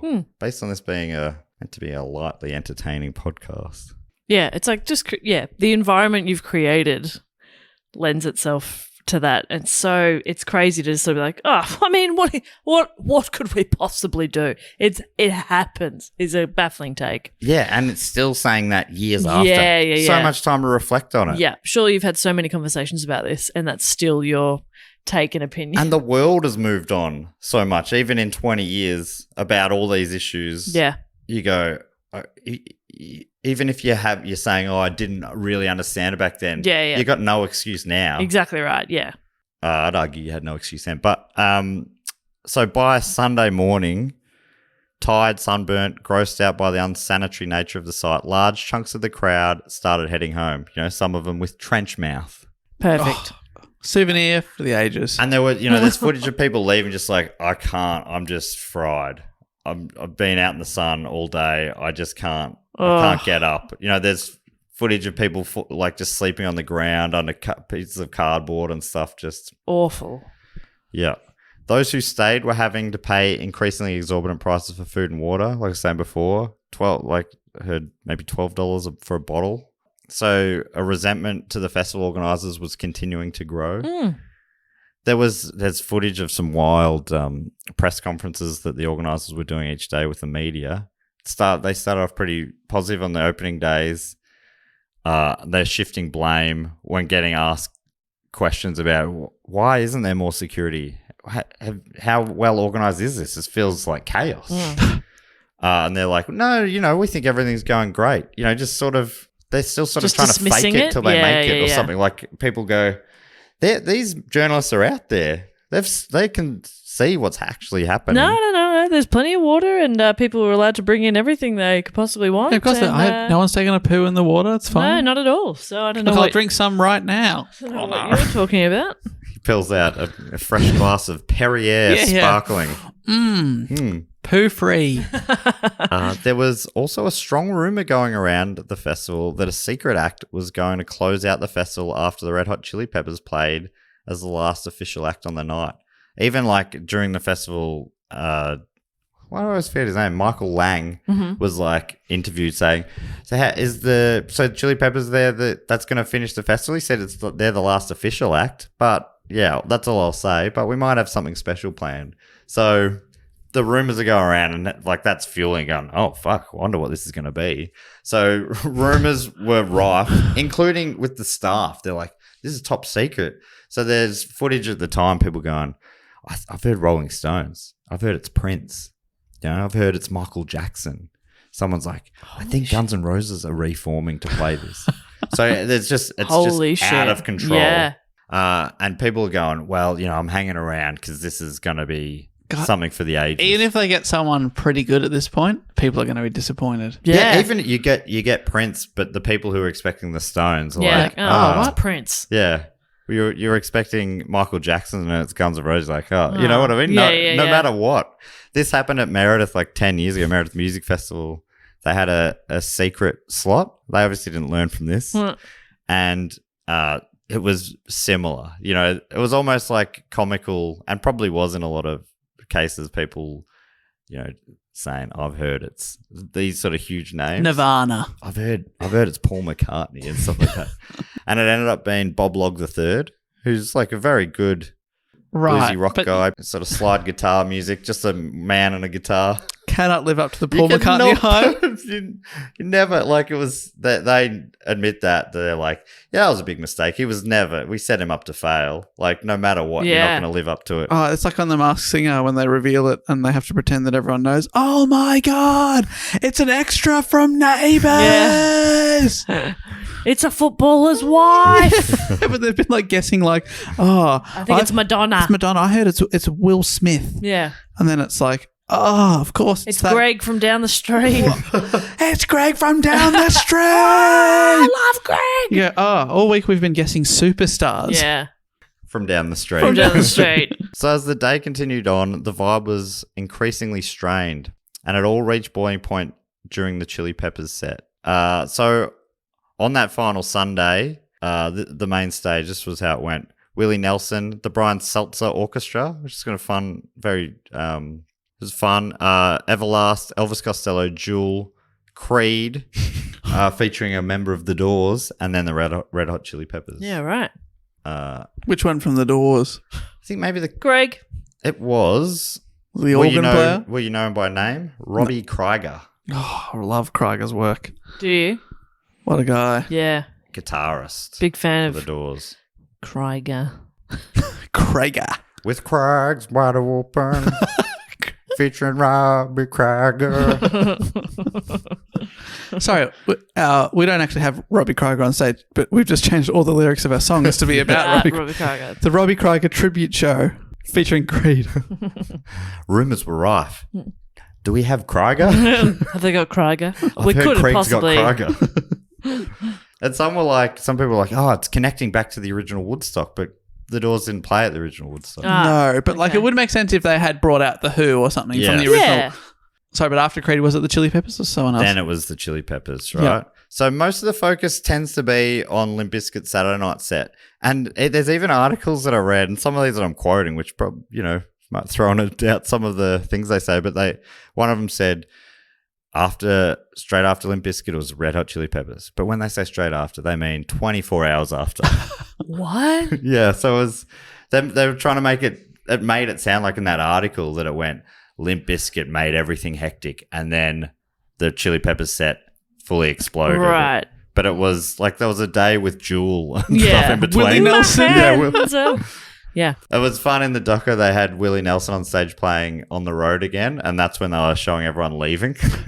Like, that's good documentary That is good area. stuff. That's good stuff. People washing their hands. They got Jules' hands playing. Small hands, children's hands. But they did have footage of Jewel and other acts being like, it's feeling a bit off. The vibe's a little bit weird, and they're like, let's go straight to our van and get the fuck out of here. And that was happening all through the day. Like, there's footage of Jewel coming off, just being like, whoa, that was weird. Oh, it would suck to like play a festival that big.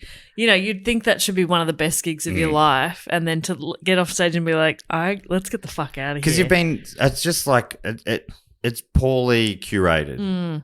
It seems like because of the biggest acts on the lineup, the crowd was skewed towards people who wanted to hear Limp Bizkit and Korn. Yeah. And Metallica and the heavier bands. So it sort of throws under the bus some of the other acts. It's difficult. Even though they did seem to go okay, but I think, I imagine Jules being asked to show us your tits and stuff like that probably as well. They didn't show that, but by the sounds of it, that's what was going on the whole time. Yeah. There was a Sheryl Crow, they said it to her, there's footage of it, and she said, you'd have to pay a lot more for a ticket to see that or something like that. Yeah. Like, yeah. And then she was being interviewed after and someone yells something incomprehensible and she's like, oh, what? And then she's like, tell you what, I reckon I want to go out there and meet some of these. It's sort of making it sound like she's going to go knock some people out. I'm like, yeah, fuck yeah, Sheryl Crow. Good on you, Sheryl Crow. Yeah, let's fight violence with violence. Yeah.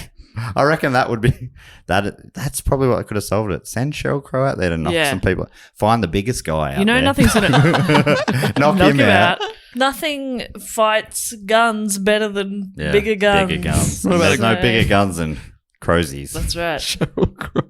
Yes. So Chili Peppers closing out the show. Final act, or is it? Oh, yeah, that's right, because Michael Jackson's coming up. Yeah. Michael Jackson's coming. Oh, so Michael Jackson's playing with the Rolling Stones. They got the Chili Peppers open for the Beatles. That's fucking sick. That's going to be so great. According to Akari, the Sunday night chaos was triggered by an absurd decision to hand out tens of thousands of lit candles to attendees and asking them to perform a spontaneous homage to the victims of the mass shootings at Columbine, which had taken place months before. So during I think this is what they thought was sort of the big finale. And for a little while, it looked awesome. The whole crowd, 100, 150, however many people left, 1,000 people.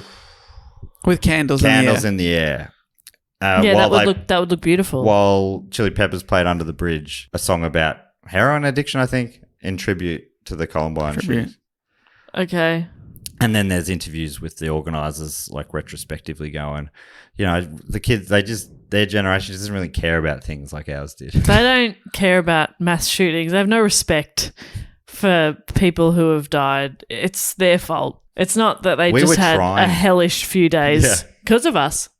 And they were at the end of their tether in a lot of ways. And fuck.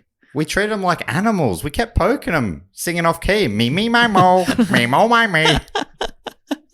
Yeah, it was weird that they reacted like That's this. so strange. Kids these days, honestly. So I don't know if you can guess what happens next. I'm going to guess everyone just sits down and has a chat about it. Yeah, when the candles come out, Elton comes out, Candle in the Wind. Yes. Thank you and good night. Seems to me you're living your life like a candle in the wind. They bring Jonathan from Korn comes back out.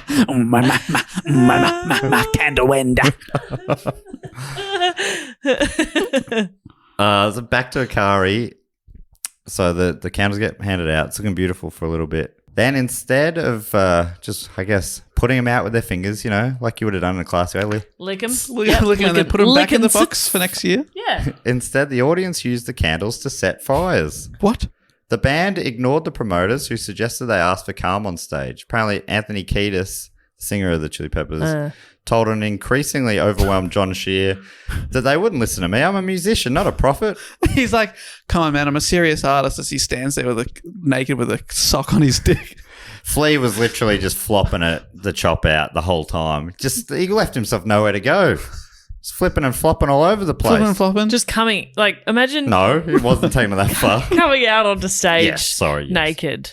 Yeah. Yeah, So you he got was nowhere. nude. There's no Normally, reveal. You go shirt off. Yeah. You get, And then pants off, the pants rip off, and everyone's like, whoa! But you just going out naked, it's weird. Yeah, it's a And bit it's like, weird, Flea. Jesus Christ, Flea. Put some pants on. Melbourne born, Flea. Really? Am I right in saying that? My favourite musician. We love to claim. Yeah, now that I know that, Now my that I know that, favourite- I take back what I said. We love you, Flea. Let me just double check that. I think please. that is true. It is true. Michael Peter Balzari, official name, is an Australian musician and actor, according to Wikipedia. Yes, correct. Well, he was born in Melbourne. But he didn't grow up here, though, did he? And then his family moved to Rye in New York. I should have finished that. Nah. I stopped at the comma and went, Rye. Oh, down the in New peninsula. York. Beautiful part. When he was 4. So, I mean, he's from Melbourne like I'm from Kyneton. Yeah, I was going to say, if Matt gets to claim Kyneton. But you never lose the accent, though, do you? No, well, I think No. I picked up a lot of this accent in Charlton, actually, where I moved from Kyneton. They're the formative years, start of primary school. Yeah. Same as Flea. Same as Flea. That's why he's always saying short, flat, white, thanks. No, Yeah. is that what he says? Short, flat, white, yeah. Is that a thing? Yeah, because you're from Melbourne, you know that. That's a real thing. Is it a real thing? And that's what we all say, a short, flat, white. Is Yes. that you asking for a haircut? Yeah. Short, black, back and sides, white, please. Yeah. Is that okay? Skin soy, thank you. Yeah, skinny. Can I get a skinny Skinny haircut? soy. So Kiedis apparently is like, I'm not going to. They're not going to listen to me. Instead, So does that mean that they've gone off stage? they've gone finished off their stage. set? Yep. And they're he said, like, hey, can you go back out and be like, hey, stop setting fire to things? Because there's, orange glows in the distance. There's like 3 separate fires have Jesus. started. Sheer apparently is going, I never saw this coming. Everything had been going perfectly until now. Everything's so I know it's not the smooth. Ritz-Carlton, but Which is where I'm staying. I know there's shit in the water. instead of going out and calming things down, instead they went out and played a cover of Jimi Hendrix's Fire. What? They're not going to listen to me if I go out and say, hey guys, let's pipe down. Pipe down. They're not going to listen. I'll go out. I'll calm them with music. Yeah, I know what to do. I know what to play. I've got the perfect. I'm Just going off to the fight top- fire off the- with the song Fire. Off the top of my head, I'll think of a song to play. Okay, what can I see? What can I see? What can I see? Because he's like me. Any suggestions from the audience? Okay, are you burning fire? Burning fire? Fire. Okay, fantastic. Okay, yeah, no, we can do Okay, that. let's do it. Hendrix. Yeah, perfect. So, it took about 3 minutes for the song. And then those More 3 fires. During that, the 3 existing fires became a dozen. It also became clear as they finished their set that there was no big name secret act. There was none. Nah. They played some footage of Jimi Hendrix on the big screen, and that was it. So then why did they say there was a secret act? They didn't say it was a secret act. They said, I just won't say any more. Oh. Heavily alluding to something. Yeah, that there was, they're the last official, But, there was sure. no- but they had a video. Yeah. And they were handing out candles. Oh my God. They fucked up. So now that's the end of the festival. Everyone go home. Go home in the morning. Yeah, go to bed. Go home in the morning. Go to But- bed right now. But you've been hyped up. Fires have started. We're just cutting you off now. Nothing to focus your energy or attention on. Just as you want to, go back to your tents, have a sleep, and then you just head off in the morning. I assume that Bright and early, thanks. Yeah, Well, this place cleaned up by 10. that's not what happened. What? What do you mean? I'd be straight to bed. That's weird, isn't it? Because they got them fired up, expecting something. There was an anticlimax. Yeah. Fires were burning because they gave them an easy way of making fire. Yeah. And then this is back to Ikari. The pyromaniac impulse gave way to euphoric violence, befitting the novel Lord of the Flies. They razed everything to the ground, leaving the venue in a state that one organizer the next day likened to war-torn Bosnia. They destroyed the commercial tents, broke into cash registers, toppled sound towers, raised the hippie-inspired murals covering the security perimeter, and tried to force their way into the VIP area and the organisers' offices. So all the organisers were locked away, fearing for themselves and their lives. They're in their panic rooms. It went crazy. Like they were literally climbing up the towers and pulling them down. They had just lost control. Fires were going off everywhere. ATMs were being turned over. They're smashing them open to try to get the cash out of them. Yeah, it was just absolute mayhem. Eventually, it took a while, but eventually the heavily armored police came in and that sort of ended it. But this was after quite a while. Maker of the Trainwreck doco series, Jamie Crawford, believes the final night of chaos is hilariously representative of the whole event in many ways. That's a quote from him, saying the intention behind the candles was honourable. They were trying to highlight a social ill of the time, and they had successfully had this candlelit vigil moment in the original Woodstock and also in Woodstock 94. However, despite the best intentions, it landed at precisely the wrong minute of the wrong hour of the wrong day. As Krebs wrote, following a weekend of extreme heat, overpriced vendors, and general bad vibes, fire was the flint that ignited the crowd. The song Fire, he reckons. We all know what happened next. Bonfires broke out throughout the crowd. Vehicles were flipped and set ablaze. So there's all these cars that were left there the next day just burnt out on their roofs. Holy shit. Wow. Eventually, when the troopers and local law enforcement came in, they defused the riots. But Griffiths Air Force Base still ended up looking like a bomb hit it. So, in a conclusion, sort of, who was to blame? I mean, I think I've sort of made my vague... I've probably slanted my telling of it slightly to, there's obviously, awful people doing awful things there. Sure, yes. But I think the overarching blame has to go on the organisers. Absolutely. As soon as they fucked it. They fucked it, Yep. in every way. Yep. They did nothing right. Amazingly, nearly nothing at all right. Yep. Probably even just taking out, and I know it's ridiculous to blame heavy music for stuff, but even if you just took out those bands, it would have changed the vibe of the festival straight away. It would have attracted a different crowd. But even still, they would have had an awful time. Yeah. But potentially wouldn't have gone quite as violent, maybe. So you could change elements, but I don't think you could turn it into a good festival. No, they really set themselves up for failure. Yeah, so who was to blame? Judy Berman of Time Magazine notes that the festival goers vented all the anger they had accumulated during 3 days of aggressive music, inflammatory messages, and systematic mistreatment by incompetent and unscrupulous organisers. I think that wraps it up pretty nicely. Berman contends that the festival was a complete train wreck from the beginning. It assumed that 250,000 people could function for 3 days as a community capable of self-regulating under conditions of total abandonment by the organisers, and that no serious incidents would take place. Speaking to Crawford, the director of Trainwreck, Mitchell tries to get him to place the blame somewhere. So obviously he's seen a lot of the footage. He's put together a documentary system. He goes to big lengths to be like, we're just showing you what happened. You make up your own mind, sort of stuff. John Schur and the organisers of Woodstock 99 have not accepted any responsibility for the failures of the festival. Perfect. And over the years have placed the blame on Limp Bizkit and the crowd in attendance. They're like, is that Fred Durst? He did it. And I think, that dastardly Durst. you book Fred Durst, he does a Fred Durst performance, then you go, how dare you? How dare you Durst it up in here? I don't think he has nothing to answer to or anything. Yeah. But it just feels like that's kind of ridiculous. It feels like by the time Fred Durst took to the stage, tensions were already bubbling and people were already in a completely fucked situation where the organisers had paid no attention to environmental factors. Yes. And weren't supplying basic human needs. And it was set fire to over 24 hours after he had performed. Yeah. Yeah, So yeah. I don't think it's He's Fred long Durst. gone by that bit. Can he claim to not have any idea what was going on in the audience? No. But that feels like that's about where his responsibility ends. Yeah.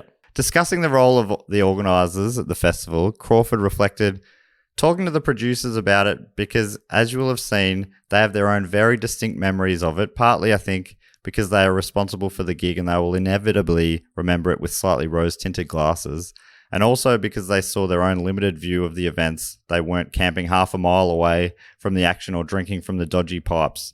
So I don't think they could have as a visceral memory of those events as the people who actually experienced them. So I think in some respects they made valid arguments, and in other respects they deflected wherever possible the problems that had occurred. Well, he's been very diplomatic there. Yeah. I think it's sometimes it's harder to be critical when you've met and interviewed people, spent a lot of time with them. You're like, oh, you know, they seem alright. reasonable. You don't want to be like this fucking guy who I got along with quite well. But the problem is, you know, as a director, you probably you kind of got to can't get make a sucked call. in by that stuff necessarily. It just seems so like relatively black and white to me. Yeah. There's so many factors, but they're at the top. Like so many of them funnel down from decisions they Yeah, made. I feel like they're behind all those factors in some way or another. In the end, though, Crawford believes there isn't a single factor that can explain what triggered the events of Woodstock 99. I think that fundamentally, the takeaway from this story is that it was a sort of perfect cocktail of unfortunate events, missteps, and mishaps that individually might not have been problematic, but together combined to bring this thing tumbling down and leave it a charred and smoky mess. It's interesting that some of the people, like a lot of the people who went to the festival as teenagers and young adults who were interviewed in the doco were like, honestly, it's one of the best weekends of my life. Oh, wow. As well. So, you know, there's that side of things as well. Which, yeah, that doesn't get talked about as much. But a lot of people had a great time. But, memory can't be trusted. Yeah, that's right. The New York Times asked Rage Against the Machine for their opinion of the festival's controversy. Tom Morello, the guitarist, wrote an article in 1999, not long after the festival, saying, "Hey man, leave the kids alone. I've had enough of the frenzied demonization of young people surrounding Woodstock 99.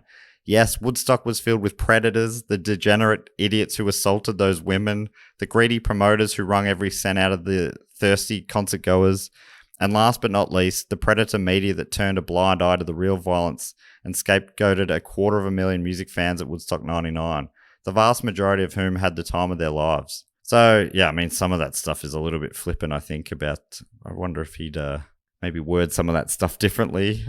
But his overall point of, you know, a lot of the blame is kids today. This is what would happen if you let these teenagers in 1999 let loose. It's like, feels like a social experiment. What was that bonus episode we did years ago about Stanford prison experiments? There you go. Isn't that's college students of the 70s or whenever it was. Yeah. They would all be like this. No, Yeah. it was this fucked experiment, basically. You put them in this fucked situation and they act a bit fucked. Yeah. It took 3 weeks to clean up the site after the festival. Yuck. Cost around $78,000. Did that lady stick around? Yeah, she was there with a few garbage, but One a garbage few bag glad at a time? bags. It was just her. Yeah. It cost about $80,000 to fix up the grass in the limited grass areas there. And I think I've already quoted her, but this quote comes up in every article about it.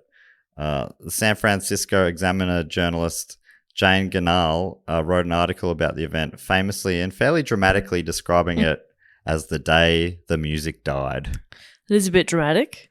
We've had music since. Music has survived. Yeah, festivals have survived. Yeah. Well-run festivals continue to happen with adequate toilets and drinking water. I think, all of this just made me so feel so lucky to have Meredith Music Festival with their capped audience. Yes. They don't allow more than 12,000, even though it sells out every year. Yeah. All the facilities are great. Yeah. You know, it's not the Ritz-Carlton. It's not. But it's delightful. It's also not Woodstock 99. Yeah. It's probably halfway between the two. Yeah. Yeah, so that's pretty much the report. And I think if you find it interesting, you want to see the footage, it's some of the wildest live music rock and roll footage you'll see of a crowd that big just heaving. Wow. How many people was it again? 250,000 sounds like at the peak, but 400,000 overall. That's what I think. And then, there were others who probably got in on fake passes. That's insanely big. Yeah. That's too many people. Yeah, that's like it is literally a city's population. Yeah. At the time of the festival, it was the third biggest city in New York State. Right. But I thought quickly finish with a question. Is there going to be another Woodstock festival? Yes, come on, let's go. Third or fourth time lucky. Can we perform there? If you got Umbilical Brothers, do go on over. We'll calm it down. Do you think of us as like the modern day Umbilical Brothers? Yeah. Even though the Umbilical Brothers are still around and performing? That's okay. My first ever gig, I got called a Celia Pacquola tribute act. And she's not dead. And was arguably on the rise at that time. Yeah, like, 8 years older than you? Not even. Yeah. So, a baffling take. Will you be doing that act at Woodstock? Yes, so of course. I'll be hello, I'm Celia. And then I'll wink at him. No, I just think, get us on stage. Yeah. You want to calm everybody down. Why not sit quietly, have a laugh, have a learn? Yeah, we'll tell you about something. I'll tell you about something. It'll be fun. I reckon especially if we can get it in a place that's really hot with no shade, I think we'll Perfect. we'll hold their attention for sure. I think we'll do really well. I think that'll be our best gig ever. Put us on the emerging artist. Yeah. We'll follow Ben Lee. Yeah. Before Moby. That's our sweet spot. Perfect. Ben Lee, do go on Moby. Oh, there was some That's other weird good. fact. There was on that stage, on the emerging artist stage, it was, who was it? John Entwistle from The Who Yeah. played a solo set on the emerging artist stage in 1999. From the Who. Okay. So Sure. he played at both Woodstocks then. Yeah. Oh, that's... Yeah, there was one of two, I think, you maybe did. But it's just so funny that... what? Emerging artists. We They're really obviously think like, we he's want to got a have future. you, but you're playing like songs no one knows. You can't do a main stage. And is he the bass? He's the bass player. Was he just Yeah. doing the bass parts? I think he was doing a Do, originals. do, do, do, do, do, do, do. Everyone now. Do, do, do. Were were those crime shows out yet? So CSI, no, CSI. he hadn't had their second wind yet. So I think if the CSI shows are out, he could have just Yeah. played all the theme songs. So here we go. Remember this one? Miami. I remember one of my friends, when we were in year 7, had a CSI video game. And you had to go around and collect samples at crime scenes. And I'm now realising I don't know if that was the most appropriate game for a 12-year-old to be playing. Wow, no. It was a bit grim. Yeah, going around with a black light and stuff like that. Yeah, full on. Although it teaches them. Yeah, I mean, you got to learn at some point, how to use a black light on a crime scene. How to I not never leave, saw it. Is that how something to they not do? leave evidence. So the question, will there ever be another one? According to Esquire, in short, probably not. At the end of HBO's 2021 documentary, Woodstock 99, Peace, Love and Rage, which is the other one that came out. Mm-hmm. So it's funny how things come out in pairs. It's like Ants in a Bug's Life all over again. Exactly like that. So in that other doco, Michael Lang was asked if he thought there would be another Woodstock, given the carnage that unfolded at the turn of the millennium. He said that, at his age, he'd learned not to rule anything out, but it's not looking likely anytime soon. The legendary promoter passed away in January of this year at the age of 77 from non-Hodgkin lymphoma. In the years after Woodstock 99, Lang had found success writing about the original festival with his 2009 book, The Road to Woodstock, that became a New York Times bestseller. He even tried to stage a 50th anniversary festival in 2019, which was ultimately cancelled. Set to be held in Bethel, New York, suffered a number of blows before organisers pulled the plug. It was first reduced from 3 days to 1, financial and legal difficulties emerged early on, and many headliners, including Miley Cyrus, Jay-Z, Santana, and Dead & Company, amongst many others, cancelled their appearances due to the chaotic production process. Just sounds like everything. Yeah. Because he's got the name, and he sort of, it kind of was great, but he stumbled upon it. The original one was a mess as well. Yeah. So it just became iconic. So if someone else had the name, like Ian Chug, whatever that Michael Chug. Isn't there Chug. there's an Australian promoter called Chug Entertainment. Get Chug on board. Get Chug on to it. Chuggy. Get Chug on. If we can all pitch in chug the rights to Woodstock, then I reckon it could be Would be back. golden. Yeah. Too bad Gadinsky's not around anymore. He Yeah. would have made it work. And it's a bummer that the 50th has been, that would have been primo. 2019, 50 years. Yeah, totally. It would, and I think, I think the right person doing it could do something do great. something great with it. Obviously, you'd have to study the tapes Yeah. and nearly do nothing that they did in the past. I reckon ignore the peace, love kind of thing. Let that go, Yeah. you know? You can't Just do toilets both. and enough food and shelter for everybody. Just do that. Yeah, instead of giving everyone lit candles, maybe just give them like semi-automatic rifles.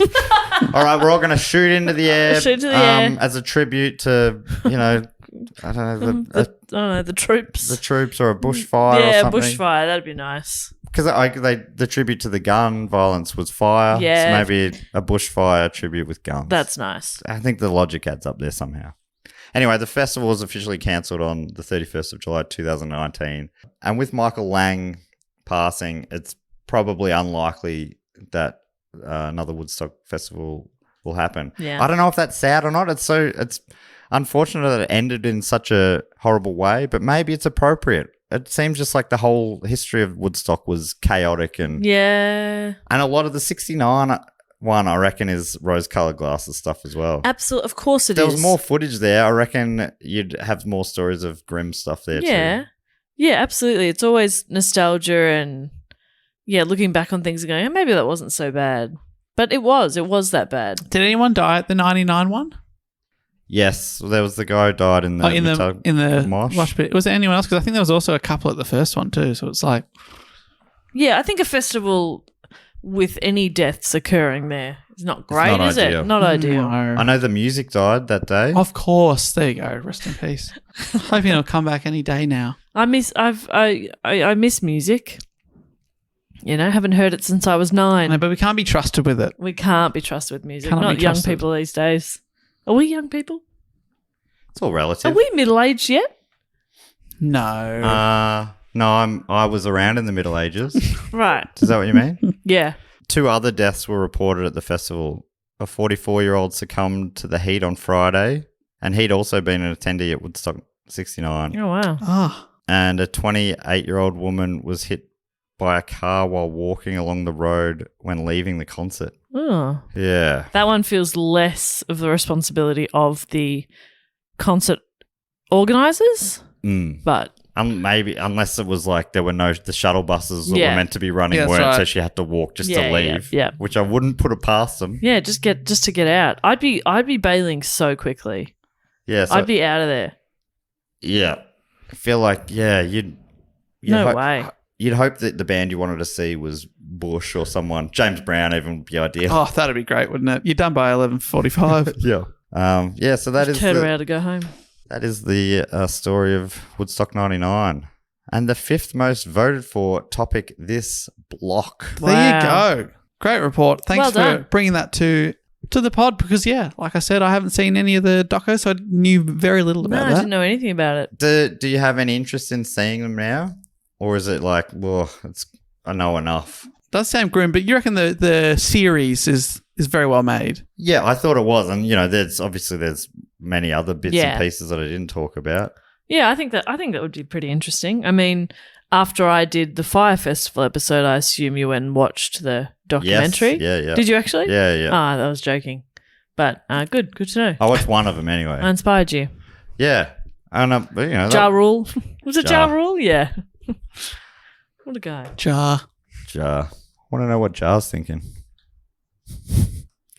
All right, well, I think that brings us to everyone's favourite section of the show, where we get to thank a few of our great Patreon supporters. If you want to support the show, you can do so by going to patreon.com/dogoonpod. There's a bunch of different levels depending on what you're into.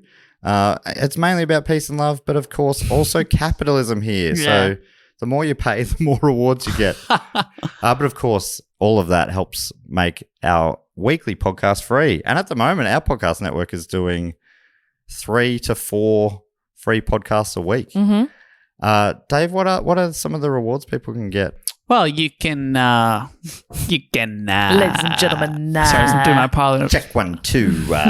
You can get 3 bonus episodes a month, so you want to make that even more episodes coming into your podcast feed per week, plus access to 150 bonus episodes straight away that we've already recorded. You can be in a Facebook group, vote for topics, steer the show. You get to hear about shows before everyone else and get discounted tickets. That's how a bunch of people got the first tickets to, Matt, our UK tour that we're doing in November, coming up very, very soon. That's right. We leave this week. Coming up this week, starting off with our show in Birmingham, then we're in Glasgow, Leeds, Manchester, Bristol, and London. Oh, I can't wait to be over there. Hope to see you over there. But London. Have a pint at John Smith's. But for any future podcasts, live podcasts we do, you also get to hear about that first and get the discounts. Yeah. That's right. The first thing we like to do normally in this section of the show is the fact, quote, or question section, which has a jingle, I think, goes something like this. Fact, quote, or question. Ding! He always remembers the ding. And the way this works is if you want to get involved, you go to the Sydney Scheinberg level or above, and you get to give us a fact, a quote, or a question. I'll read out for each and every week. And this week, what is it? If I explain that well enough? Nailed it. Yeah. Give yourself a title. We read out a fact, a quote, a question, or brag or suggestion of your choosing, and we have a good time. So first up this week, I should say I don't read these till I read them. So if anyone's going, oh, why did you sort of sounded like you didn't fully know how that sentence was going to end. Oh, you fumbled over words and you sounded awfully strange. That's just who I am. Remember the time recently? It was a tongue twister or something, and you lost your mind afterwards, and you're like, that was a thrill. Oh, what a I was ride. flying by the seat of my pants. Couldn't believe I landed it. I felt like I was I gripping couldn't on for believe dear. it. I felt like I was on a bucking bronco. Yeah. The first one this week comes from Stephen Edmonds, a.k.a. enthusiast in upping my level to make a certain type of submission. I wonder what it could be. What does that mean? Stephen is offering us a fact. Fact. Here it is. The Australian Women's Weekly Children's Birthday Cake Book might be quite well known. Man, it was my favourite book as Absolutely, a kid, of probably. course. Man. What It was a farm, Yeah, what did you have? the duck. I love the pool. I was going to say the pool. with the jelly jelly. water. Yeah, Oh, that's so good. The piano. I had Oh, yeah, one year. piano's nice. As a duck. I think I had a piano at one point. Yeah, I love the piano because you got white chocolate keys. Yeah, yum. Which I don't like as much anymore, but as a kid, the sweeter the better.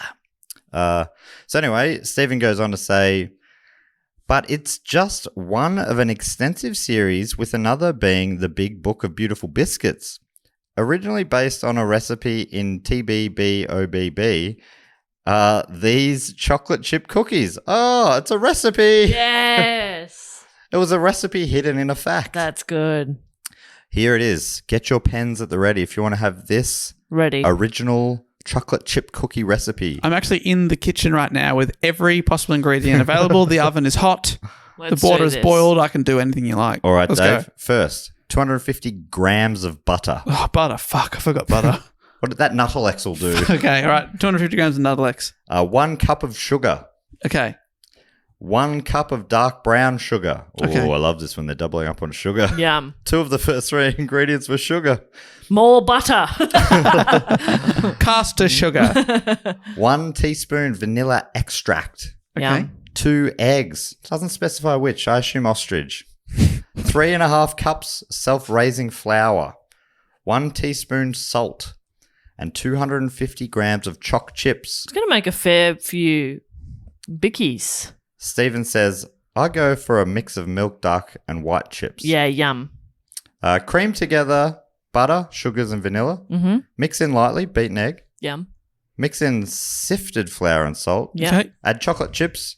Shake into small balls. Shake. Shape into small balls. Oh, right. Okay. Yep, I'm doing that because I was shaking my mix and it's gone everywhere. Sorry. I'm going to have to start again. Well, no, both steps were valid.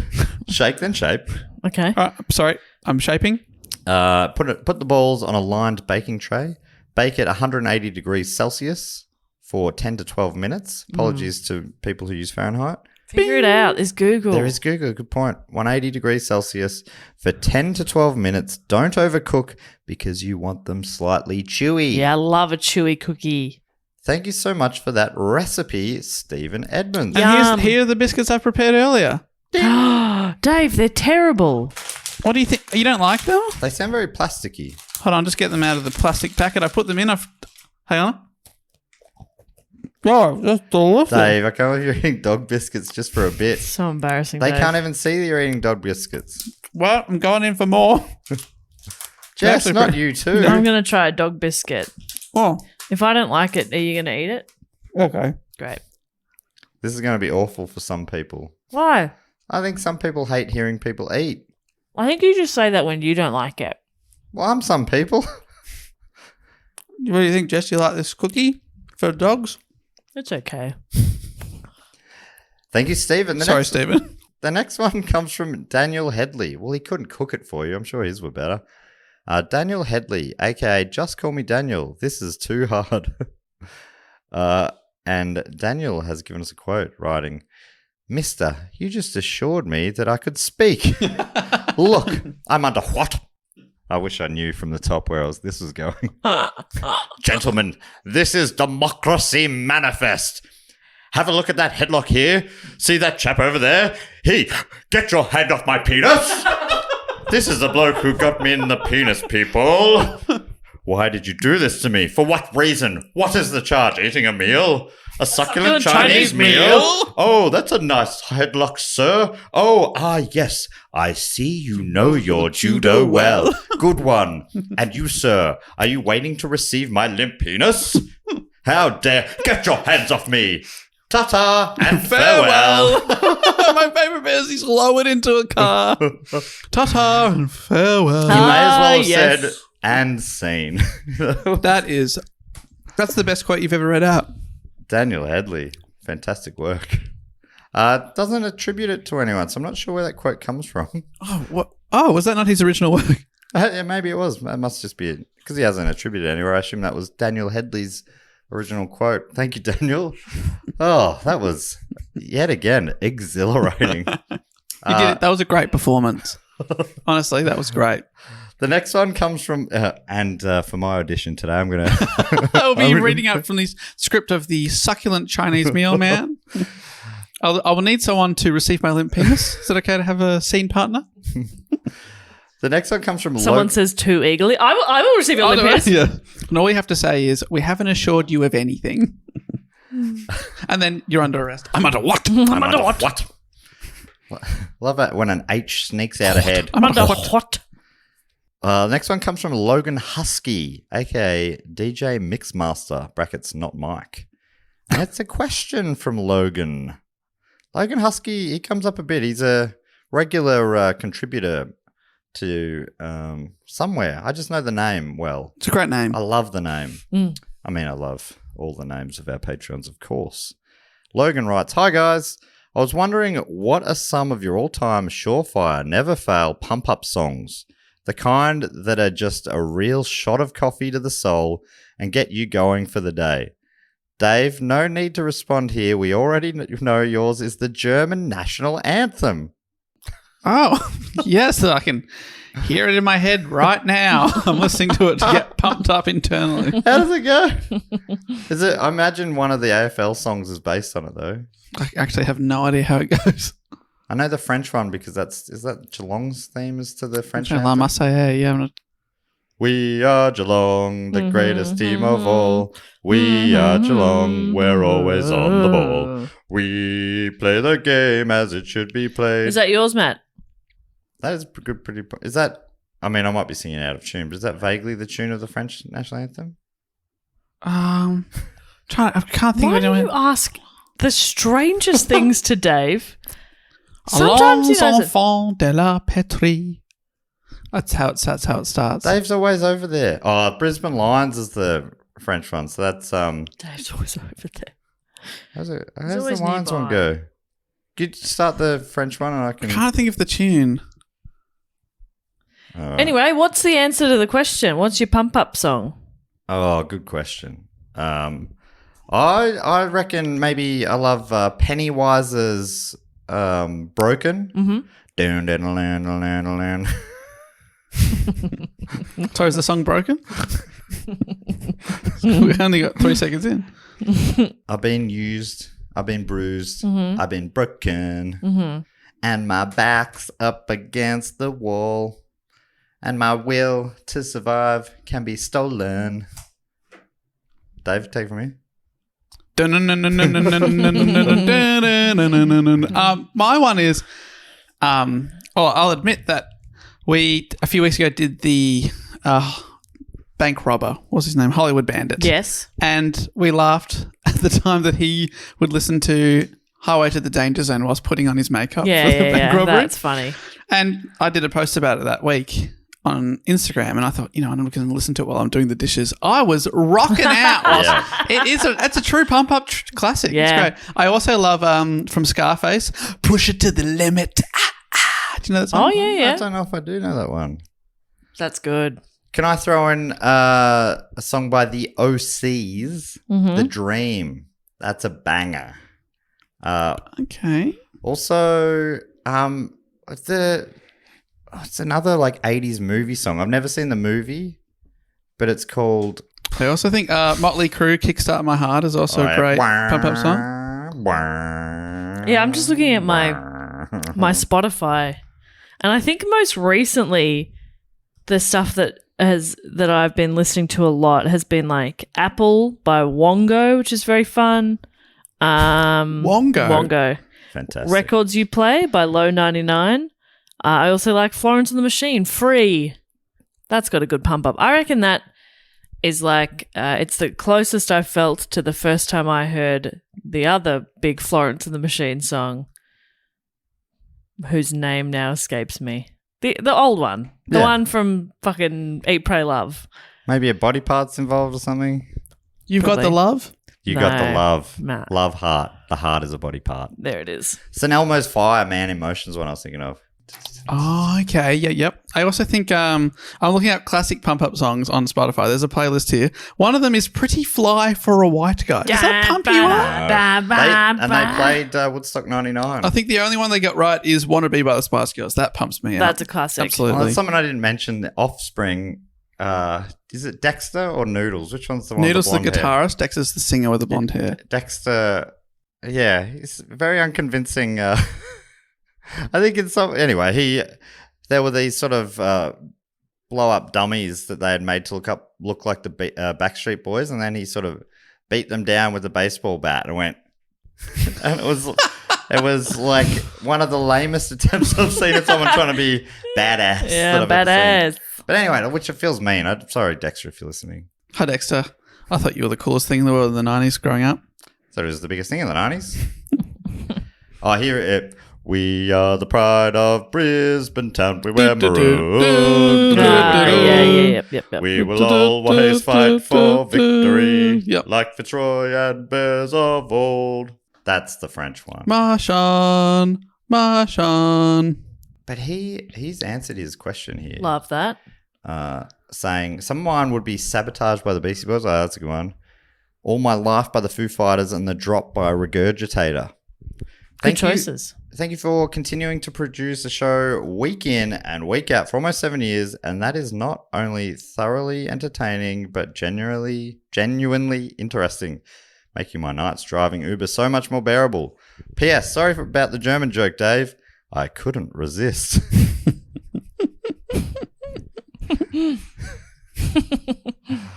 Well, thank you so much.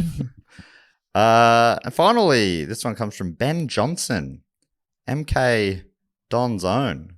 Is that where the MK Dons are from? And Ben has given himself the title. Okay, it's a hyperlink to a map. Let's see where this takes us. This is highly irregular. We're going on a quest here. The Ben Johnson pub it took me to.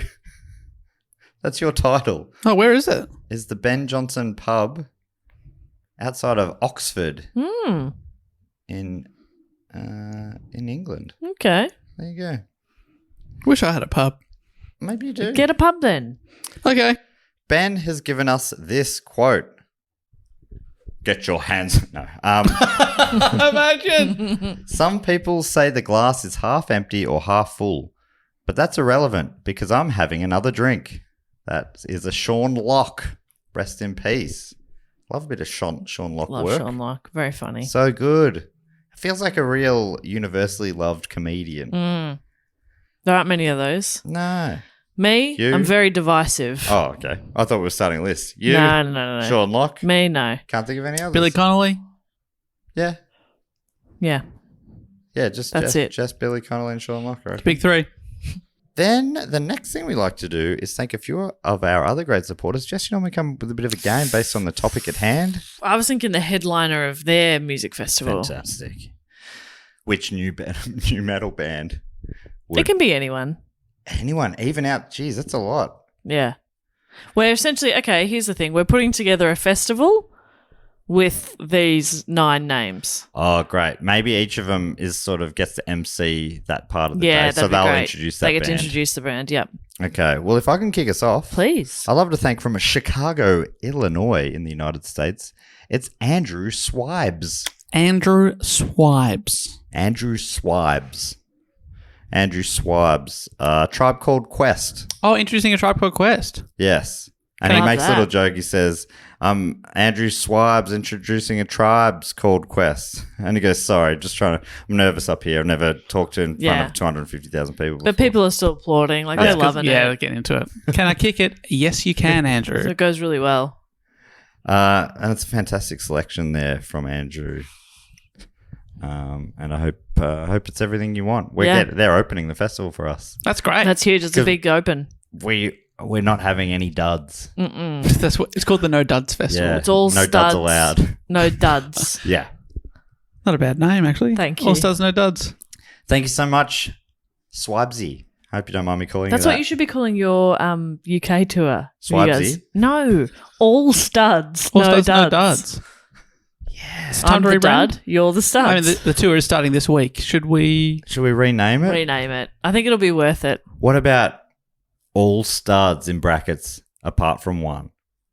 Oh. You choose. Choose the dud. You choose the dud. You got the dud. You got the dud. Set up yourself, Poindexter. I'd also love to thank from Sacramento in California, United States, Morgan. Good Morgan. Good Morgan to Morgan, who is introducing The Prodigy. Yeah, is this like a mythical festival? We can have everyone. Yeah. Yeah. Because I mean they're still going, but what was their front man? Keith Flint sadly died. Yeah, he was Another sort of band the that I front was man, right? very big into in the 90s. Very influential in Another my band childhood. that I would not have been surprised to see on that lineup. Yeah. Fatboy Slim was on there. Wow. Chemical Brothers. So I reckon rounding out those three would be the Prodigy, They're the biggest. like the 3 big beat bands. Yeah. Yeah. But Morgan. Yeah, brought a lot them of along. blockbusting beats from those sort of bands. Yeah, that's right. And imagine if they were back with another one of those. It's crazy. Morgan, fantastic selection. And finally from me, I'd love to thank from Tulare, also in California, in the United States, it's Candace Harrison. Savage Garden. Oh. The fourth of the big 4. Yeah. Wow. Pretty huge. Pretty huge. I believe in And other songs. Yeah, what's So- it? I like that one that went Chicky Cherry John. Yeah. Down, down. Is that the same one? Is that ooh I wee wah ma ma ma ma? Sorry, I get confused between Korn and the vocal work of Darren Hayes. It happens a lot. Dave, do Oh, you want to you thank got- some people? There was a photo I posted on our social medias recently, and someone said, "Oh, hello, Darren Hayes," saying That you look Dave? like Darren Photo Hayes. of me. Yeah, I'll take that. A 90s superstar. Gorgeous. yeah, that's a hot man, That's a hot man. Thanks very much. and so is Darren Hayes. Stop flirting with Dave. I won't. We're at work. Thank you so much. Next up, I'd like to thank from New York, James Lee, who's introducing Missy Elliott. Oh. Her neck, her back, etc. Wow. Exciting. There's 2 ways you can go when you start with Missy. Yeah. Well, there's at least 2, Uh-huh. and you went one of those ways. Yeah. and I think you've done a fantastic effort. Geez, this festival is going to sell out too quickly. Too quickly, That'd be yeah. my only concern about it. Oh, that's another thing one of the organisers said was, we can't vet every person who buys a ticket. Okay. Like saying, again, saying it's just a bunch of individuals making bad choices. The fact that they all formed a mob when they were just like disparate groups of people means that probably no environmental, like Jess said, they probably didn't need to look into any of their sort of setup issues. Couldn't possibly have been them. Hey, I've now realised why Jess wanted me to go next. I would like to do a big shout out now to a Patreon supporter from Iceland, the most beautiful country I've ever visited. Well, that makes sense. That's why Jess wanted you to thank them, because it's one of your favourite countries. This is from Reykjanesbær, which I'm looking up on the map. It's very close to Reykjavik, the capital city that I have been to. I love that we've got a bunch of Icelandic listeners. Yeah, it's really cool. My dream would be if we could do a show there. Oh my God. If you're there and you can spread the word, if we could sell like between 50 and 100 tickets, that would be worth it for me. I will come and do a show in Iceland. Yeah. Please spread the word. And a big shout out to, because they are doing the work already, Aspor Belderson. I'm so sorry if that's wrong, but Aspor Belderson from Reykjanesbær, Iceland. Oh, fantastic. Do we go with an Icelandic act? Oh, okay. Yeah. You've got the big three, right? Bjork, Sigur Rós. And who's the other one I'm thinking of? The more recent, more Triple Jay-Z one from recent years. Flow. No, it's not, is it? It's not. It's like a... What are they called? Monsters and... Oh, of Monsters and Men. Of Monsters and Men. Yeah. I think they're Icelandic. Yes. I'm saying that based on Dave's Google search. Okay. Oh, they have come up. I was thinking about this band that did that song that they performed at Eurovision. That was awesome. Let's go with Monsters and Men. Oh, They're Monsters great. and Men! Fantastic. So great to have them on the lineup, being introduced by none other than Aspor Belderson. Thank you so much. Nailed that. So good. And I would also like to thank now from Location Unknown. Oh, exciting. Can only imagine it's either Iceland or deep within the Fortress of the Moles. And that is... And we haven't ruled out the two being the same place yet. That's right. Yeah. It could be the entrance to the lair has got to be somewhere. That's right. The lair is somewhere. And this is all in capital letters and one word, Stimpaxon. Big shout out to Stimpaxon. Stimpaxon. What about Anderson Paak? Oh, cool. That's good. Multi-instrumentalist, multi-talented, multi-banded. Multi-Grammy award winning. Just a great act on any festival lineup. I imagine when you get Anderson Paak on a lineup, you'll find him popping up playing drums for Monsters and Men. Yep. I'd filling actually in. be pretty surprised to see that happen. But, maybe for one of the other acts. Can't stop him. May I thank some people also? Please do. I would love to thank from Newcastle, New South Wales, Jess Evans. See, Dave, I get tricky names too. Home of the Star Hotel that Cold Chisel famously sang about, which is interesting because Cold Chisel is playing and it being introduced by Jess Evans. Whoa, Amazing. That's a good get. Absolutely amazing. Original lineup, all members living and dead will be there. Wow. Watch out. As in they come back from the dead, or it's just their corpses? I think it maybe this Is it festival's a happening weekend at on a Bernie's? different plane. Okay, great. Yeah. That's good then. I would also love to thank from Denver, Colorado, Alan Schurman. How about Cher Oh, I do the organizer believe. of Woodstock 99. doing a duet with the singer Cher? Because a few times you did say Cher and I was like, Cher was there. Oh, hang on a second. Yeah, I thought John the same. Cher. John Cher How's it duetting spelled? with Cher Rillan, Yes. whatever her but name is. The only thing is John Cher will not perform outside the balcony of the Carlton Ritz. Which is luckily where this festival is occurring. Yeah, that's right. This one's actually at the Ritz. What is the Carlton Ritz anyway? I don't know. I always assume that would be here in Melbourne. Because of Carlton? Yeah. But that's just the name of a thing. Oh, it's a chain of Of nice places. yeah. Nice hotels. Of nice places. nice places. They're pretty nice. Their headquarter is at Chevy Chase Manor in Chevy Chase, Maryland, in the United States. Okay. Hi, is his name a joke on a let's- location? Let's not get stuck in a Sorry. Wikipedia wormhole. Okay, we've got one more Let's name. finish this and then let's definitely dive into that because I'm desperate to know. Okay, yes. Finally, I would love to thank also from deep within the Fortress of the Moles, Interesting. Duke Triceratops. Whoa. Confidence Man. Is that the coolest name ever? Yes, it is. And Duke's introducing Confidence Man. That's right. Oh, okay. You're not I thought you were calling him out. No, Oh, I'm saying he's a con man. I'm saying he's introducing Confidence Man. Oh, yes. I remember, were you there the year they played at Meredith and No. festival was abuzz with their performance? I saw them live only a couple of months ago, and it was one of the most fun live gigs I've ever been to. It was so good. They're awesome. crazy. It's great. And So I can there you only go. imagine being introduced by Duke Triceratops takes their performance to the next Yeah, level. it just feels fitting. So there you go. Thank you so much to Duke Allen, Jess Stimpaxon, Aspor, James, Candace, Morgan, and Andrew, or Swabsy as I like to call him. The last thing we like to do, and in some ways need to do, because we said we would. Why am I saying it like that? The last thing we need to do is induct some people into the Triptych Club. Dave, what is the Triptych Club again? These are people that have been on the shout-out level or above for 3 consecutive years, which we really appreciate. It's obviously been a while since we've shouted them out the first time. And to thank them for their years of support, we induct them into a Hall of Fame-style clubhouse / bar / imaginary theatre of the mind place that we hang out forever.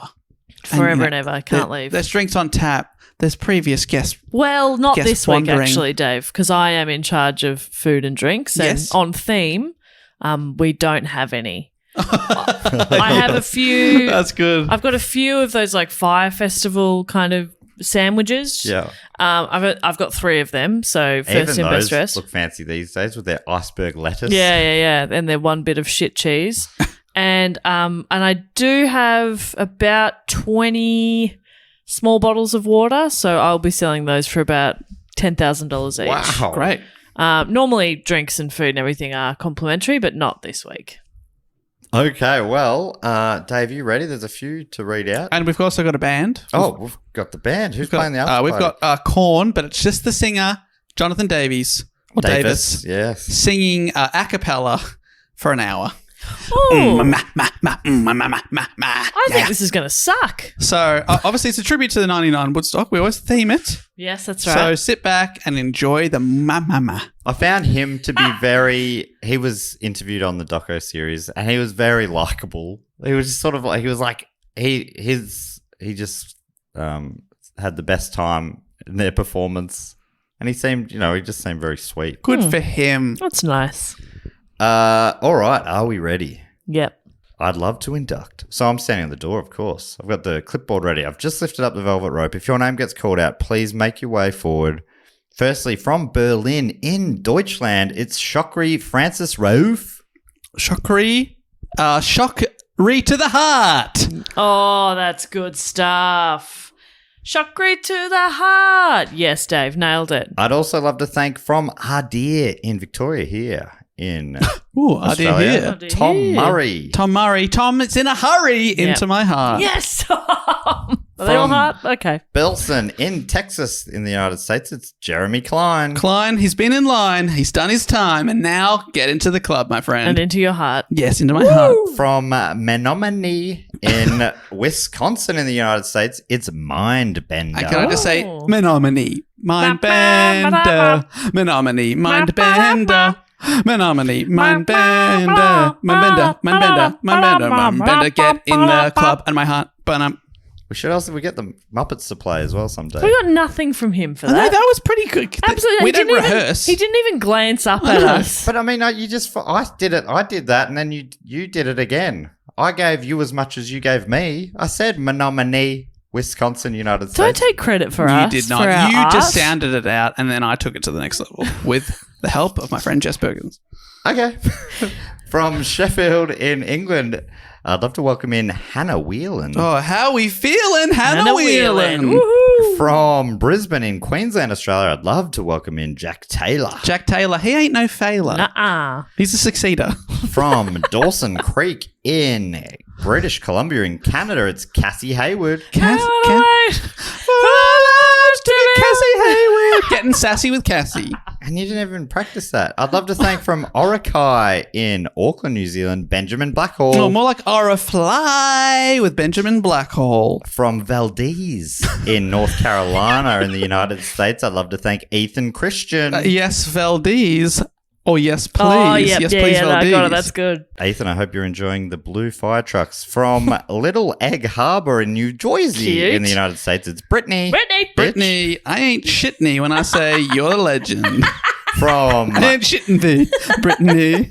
From Cape Town in South Africa, I'd love to welcome in Ryan. Ryan, I'm flying with this guy.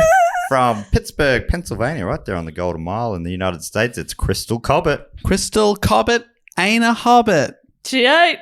but I still love you anyway. I usually love hobbits only. And finally, from Kennesaw in Georgia in the United States, it's Elizabeth Brown. We're going to Browntown with Elizabeth up top. Woo! Going for a high five. Welcome in Elizabeth, Crystal, Brian, Brittany, Ethan, Benjamin, Cassie, Jack, Hannah, Mindbender, Jeremy, Tom, and Shokri. Welcome into the club. Make yourselves at home. Yes. Hang around. Get ready for a bit of a cappella Jonathan Davis. Rabbit. And yeah, anything else we need to tell people just before we head off? That you can suggest a topic at dogoonpod.com, which is also where you can find links to tickets for our live shows. You can find our bonus episodes and other podcasts that we do. You can find merch, just about anything you'd possibly need. You can find us on social media at dogoonpod. And wash your butt. Remember to wash your butt. It's a beautiful message. Never forget to wash your butt. Hey, we'll be back next week with another episode. We're getting closer to that block podium every single week. But until then, I'll say thank you so much for listening and goodbye. Laters. Bye.